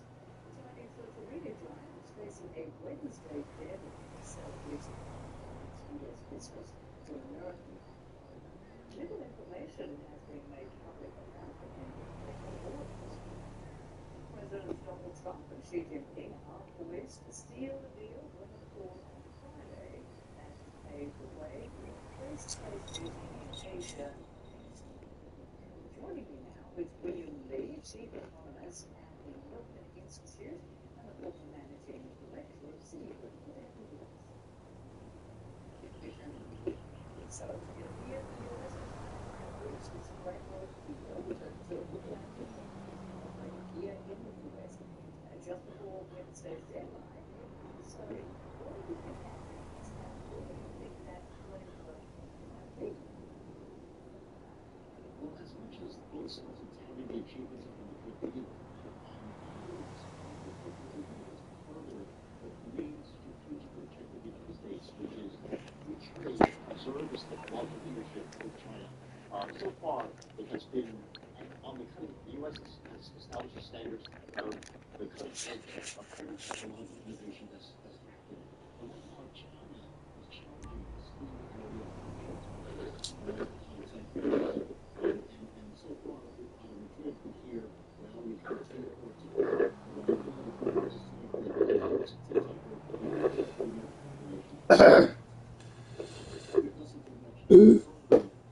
Classy.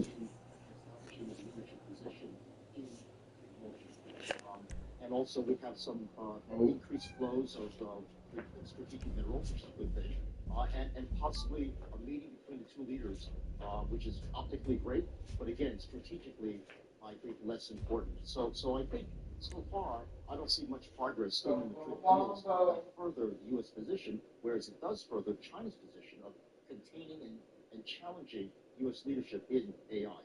But President Trump has very much supported TikTok, hasn't he? I mean, in the initial stages, he wasn't a great supporter, but he feels that users of TikTok helped him get re-elected. So is this part of it, though, that you give a little bit to get something in this whole effort to seal a deal? Well, as far as the Chinese are concerned, they're giving a little bit, which is partial ownership and some mysterious arrangement with TikTok. And yet the algorithm that powers TikTok and makes it so important and so incredibly addictive is still under their control, as far as I understand. So in terms of the ebb and flow of negotiations, and again, the Chinese are very famous for stretching out negotiations and taking a long time to move even a small step. All the steps that are being moved are the U.S. moving backwards, as far as I see. Right. So we know, of course, that President Trump and China's President Xi Jinping are set to close this TikTok deal in a call on Friday, which could pave the way for this face-to-face meeting in Asia next month. So what might this signal? Big picture about where trade talks between the two countries stand right now as they continue into it. I think President Trump, being the negotiator that he is, his next step is to get China to open up its markets for U.S. goods and services. And the sharp point of the spear right now is being headed by Jensen Huang and his attempt to try to reestablish the sale of NVIDIA chips, the advanced AI chips, into China. I think that would be a sign of progress for the United States and a sign the U.S. is trying to achieve its leadership in this area. And unless we see progress in that area, and by the way, China is throwing up these laws that are preventing us from doing just that. They're saying that, NVIDIA is violating monopoly laws, it's not being fair in how it sells its chips, and all sorts of regulatory hurdles that are new roadblocks in the U.S. that again establish its ability to set the standards for artificial intelligence research and artificial intelligence standards in China. We'll be watching to see where all of this goes. William Lee, thank you so much. Much more ahead on our breaking news. Israel begins its ground offensive to occupy Gaza City. We'll have details coming up soon. All right, let's get the EMP in the LAPV to HLAR. The LAPV is still at the safe house on North What's the Columbia. latest in the world of transformative technologies? CNN.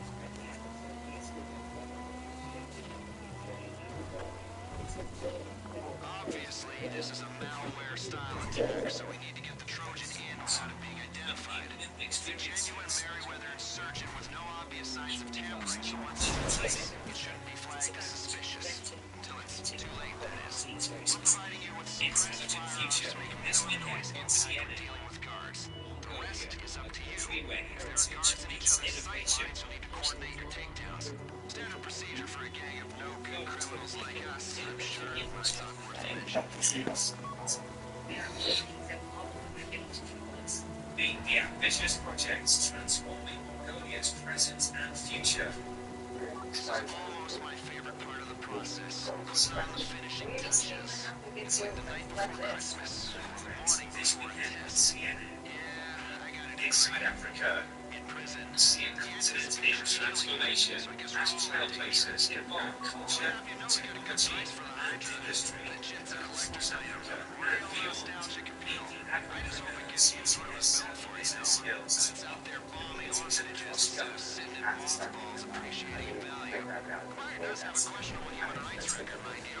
Inside Africa, CNN, in association with Zenit Bank.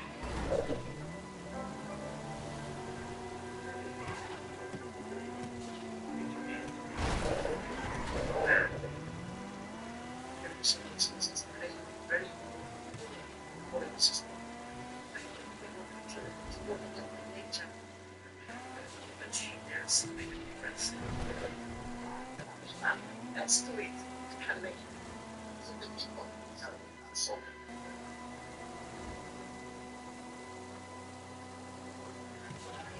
in Gaza, why is leadership failed here? Selfish, short-term interest. with allegations of killing the stomach checks. Yes, it is. What happens, what happens if you're arrested? You're taking one day at a time. It takes supposedly the failure to acknowledge what those feelings. It's clear that these rats in Peak Square that its funeral will be held. This is what 18 months of people has done for the children of birth. Richie framed this two rats having just had right themselves. Look here. The genocide in Rwanda. Page was picked from it's really shame for the future.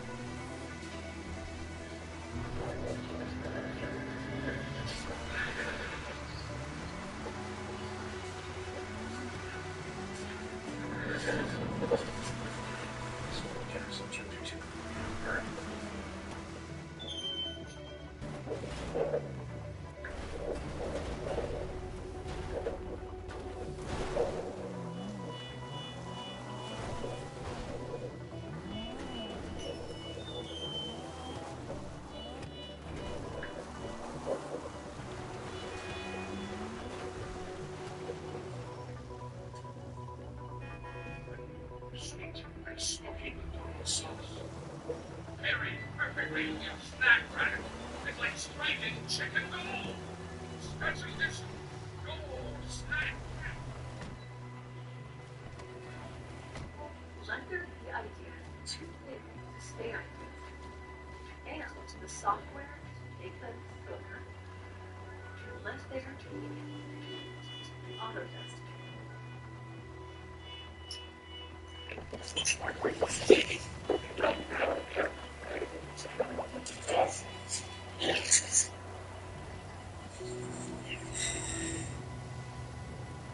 This is CNN.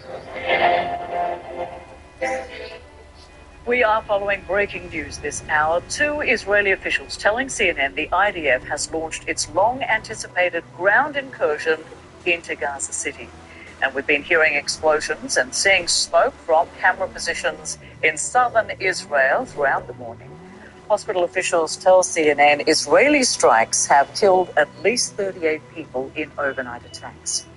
The Israeli military has accelerated its attacks on high-rise buildings in Gaza City over the past week, claiming Hamas is using them to monitor the movements of Israeli troops. The incursion was supposed to proceed only after the Israeli military forced the evacuation of the densely populated urban area, but only a fraction of the population has left so far. Joining me now is Fawaz Gerges, a professor of international relations at the London School of Economics and Political Science, is also the author of What Really Went Wrong, the West and the Failure of Democracy in the Middle East. Appreciate you being with us. My pleasure. So, Israel's ground incursion into Gaza City has begun with the goal to take control of that city. U.S. Secretary of State Marco Rubio, as we know, offered Prime Minister Benjamin Netanyahu full U.S. support for this offensive.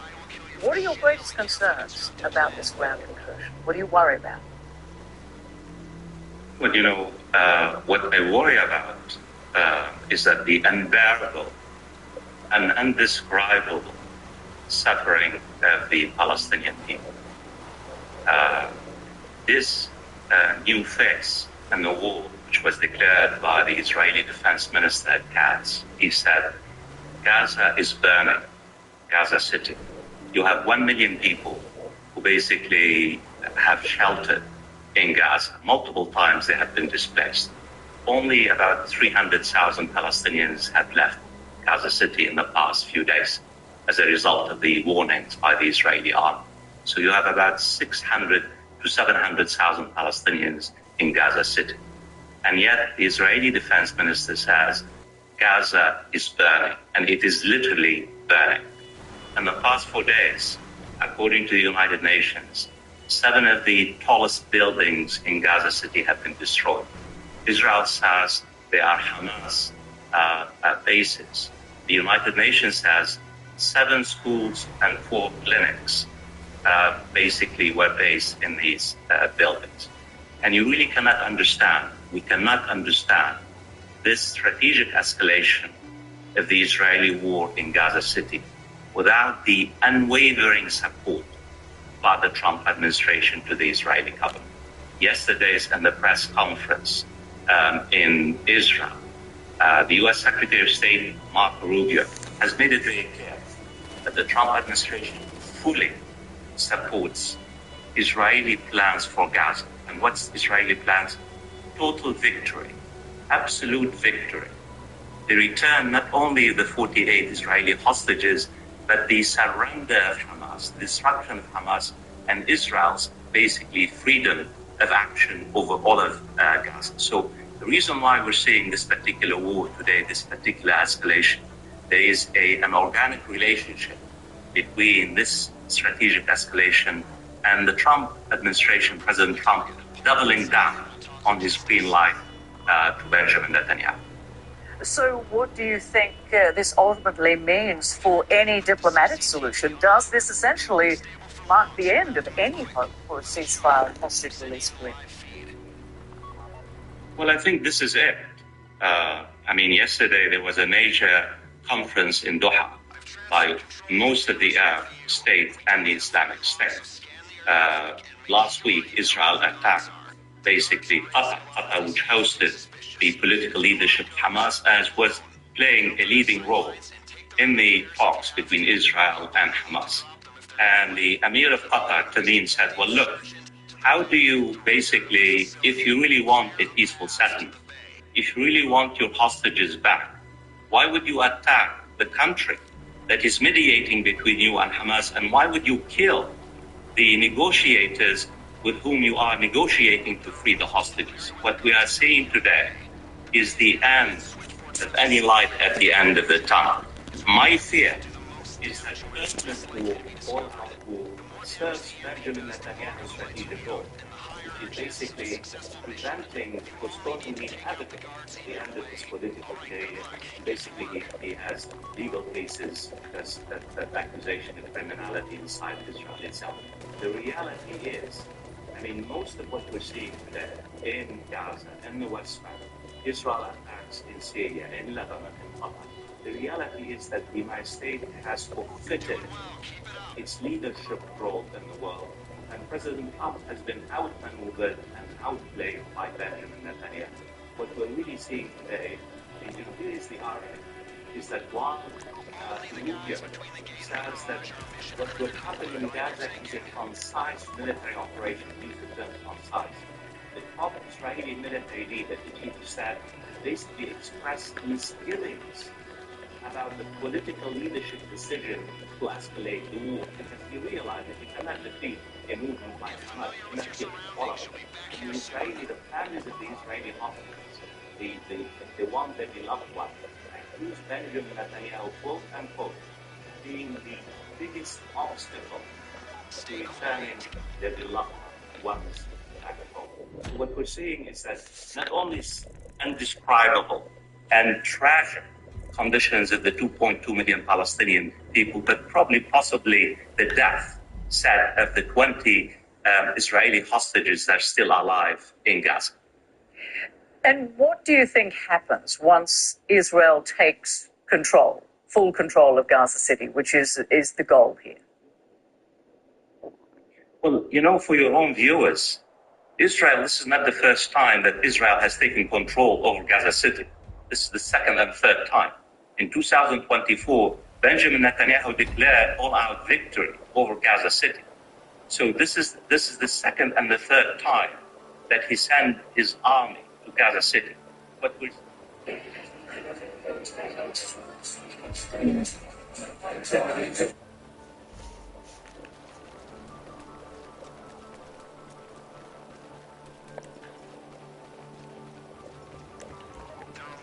Merryweather guards between you and the bay. The bay is near the main switchboard for the facility and its primary generator. It's where the EMP will do the most damage and where it's least likely to be discovered. The more damage the EMP does, the longer the lights will be out, and the higher our chances of a successful mission. You're doing well. Keep it up.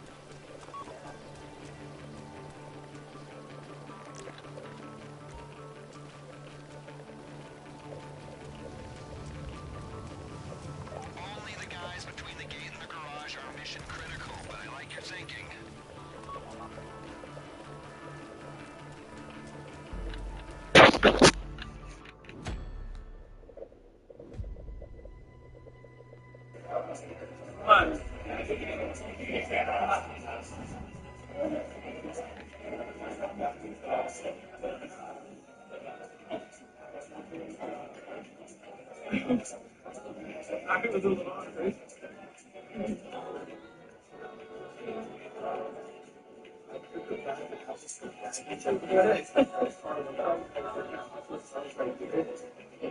I was so embarrassed and disgusted emoji face vomiting.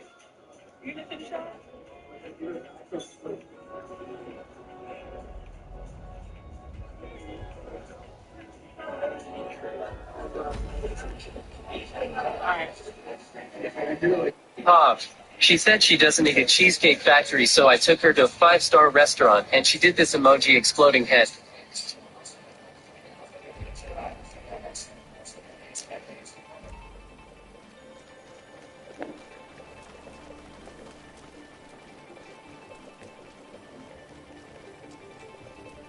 There are multiple Merryweather guards between you and the bay. The bay is near the main switchboard for the facility and its primary generator. It's where the EMP will do the most damage and where it's least likely to be discovered. The more damage the EMP does, the longer the lights will be out, and the higher our chances of a successful mission. You only need to take out the guards in your way. You're doing well. Keep it up.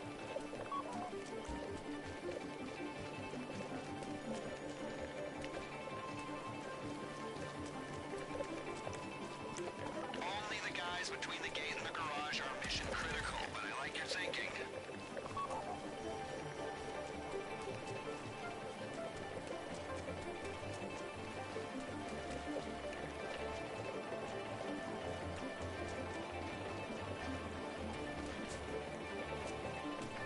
Get familiar with your surroundings. You'll be back here soon.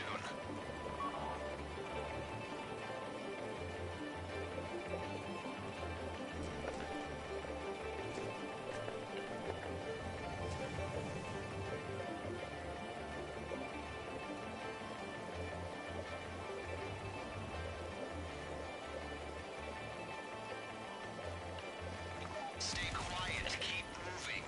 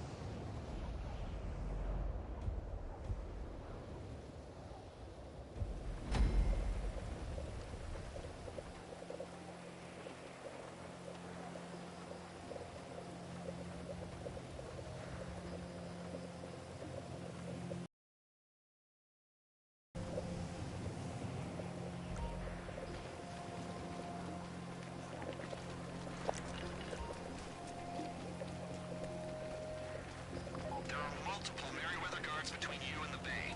The bay is near the main switchboard for the facility and its primary generator. It's where the EMP will do the most damage and where it's least likely to be discovered. The more damage the EMP does, the longer the lights will be out, and the higher our chances of a successful mission. You only need to take out the guards in your way.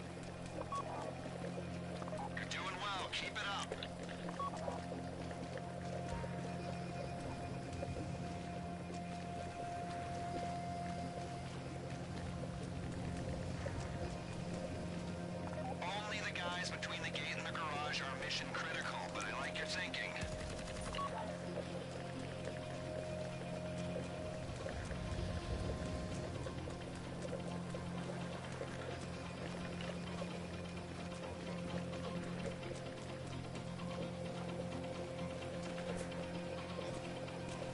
Get familiar with your surroundings. You'll be back here soon.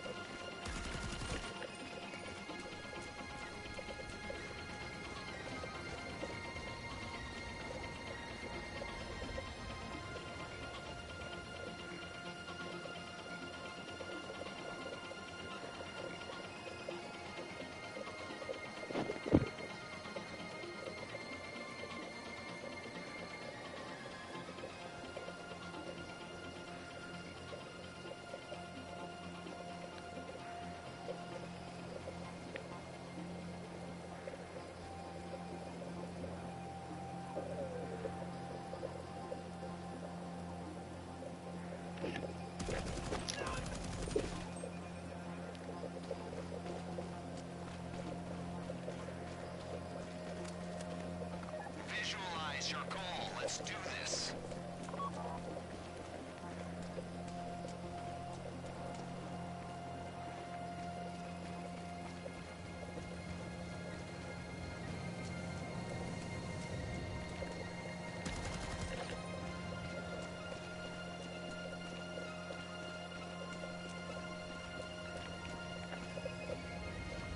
Concentration is key, people.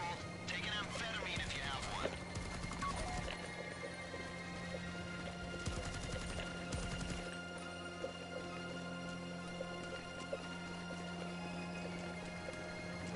Stay quiet. Keep moving.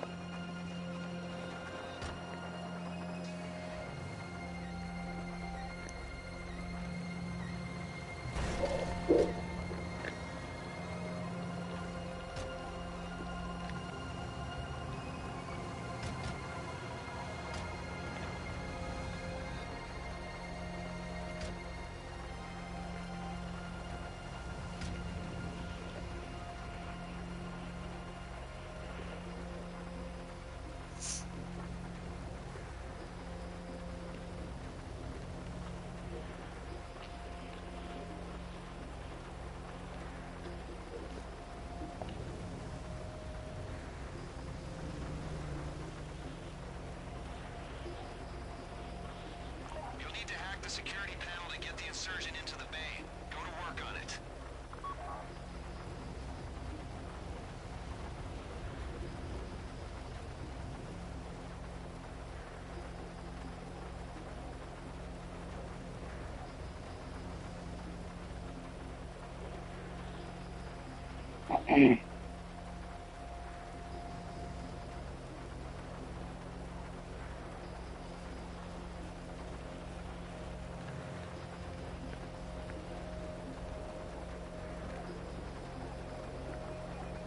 All right, the malware's installed. Pull out.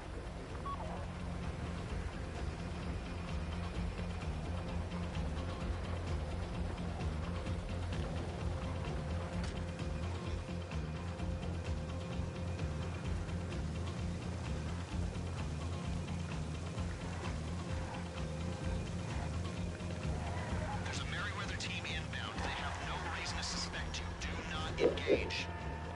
Okay, hurry it up. We just lost connection. They're seeing live images on the security feed.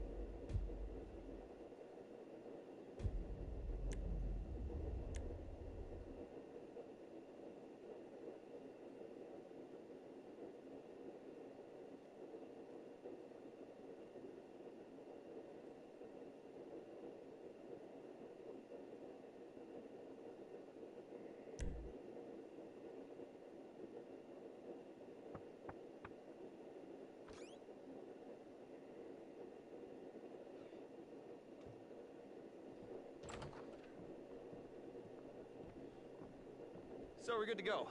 I think. You've done great. And this won't be a problem. No one is going to want to admit that anything happened here.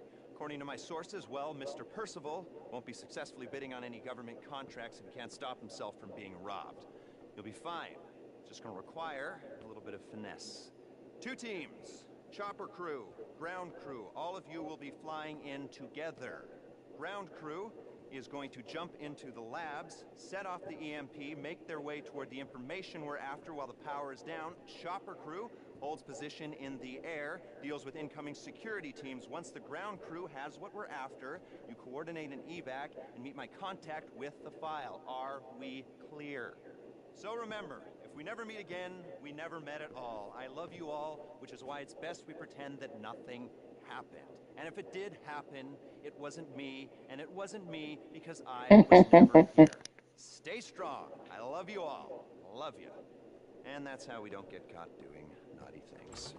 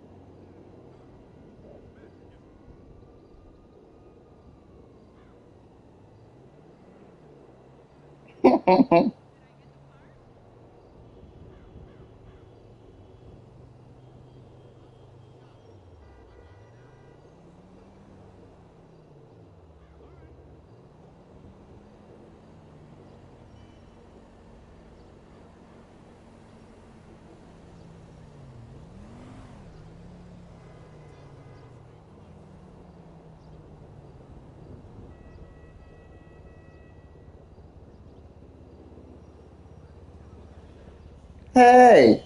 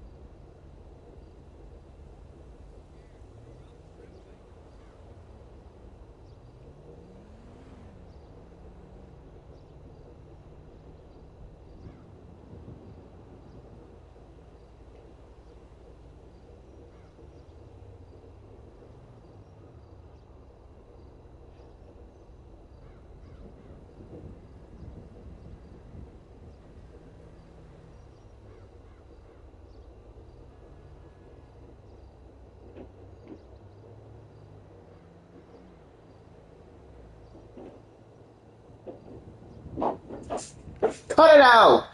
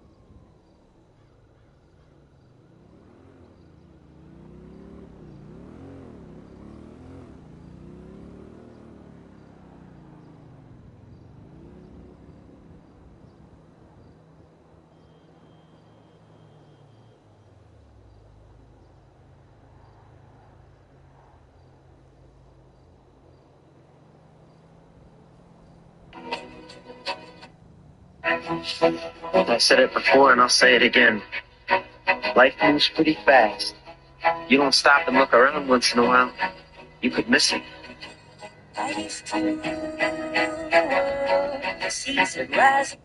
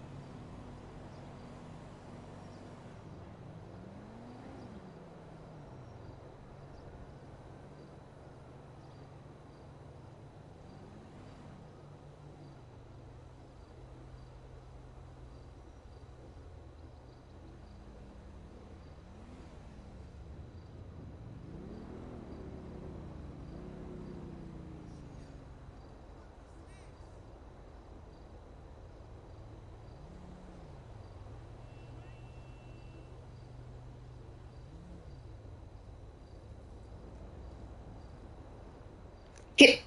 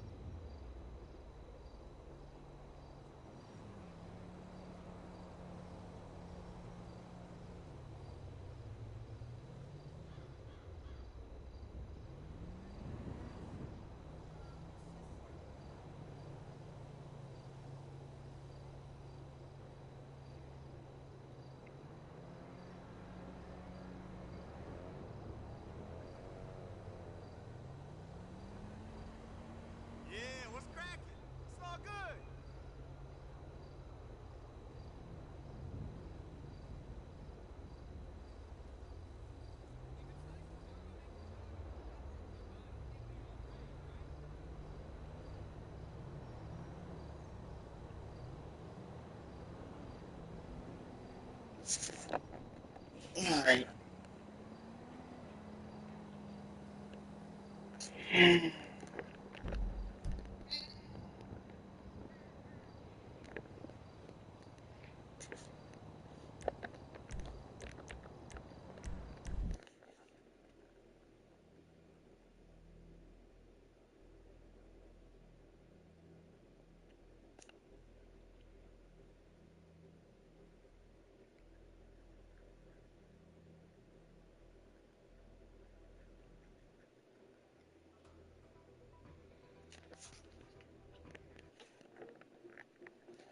All right, I'm going to bed. It is 2 a.m. Girl, I gotta get up in like 5 hours. Oh my God. Oh, have a good night. I will see y'all later. Make sure y'all brush y'all teeth.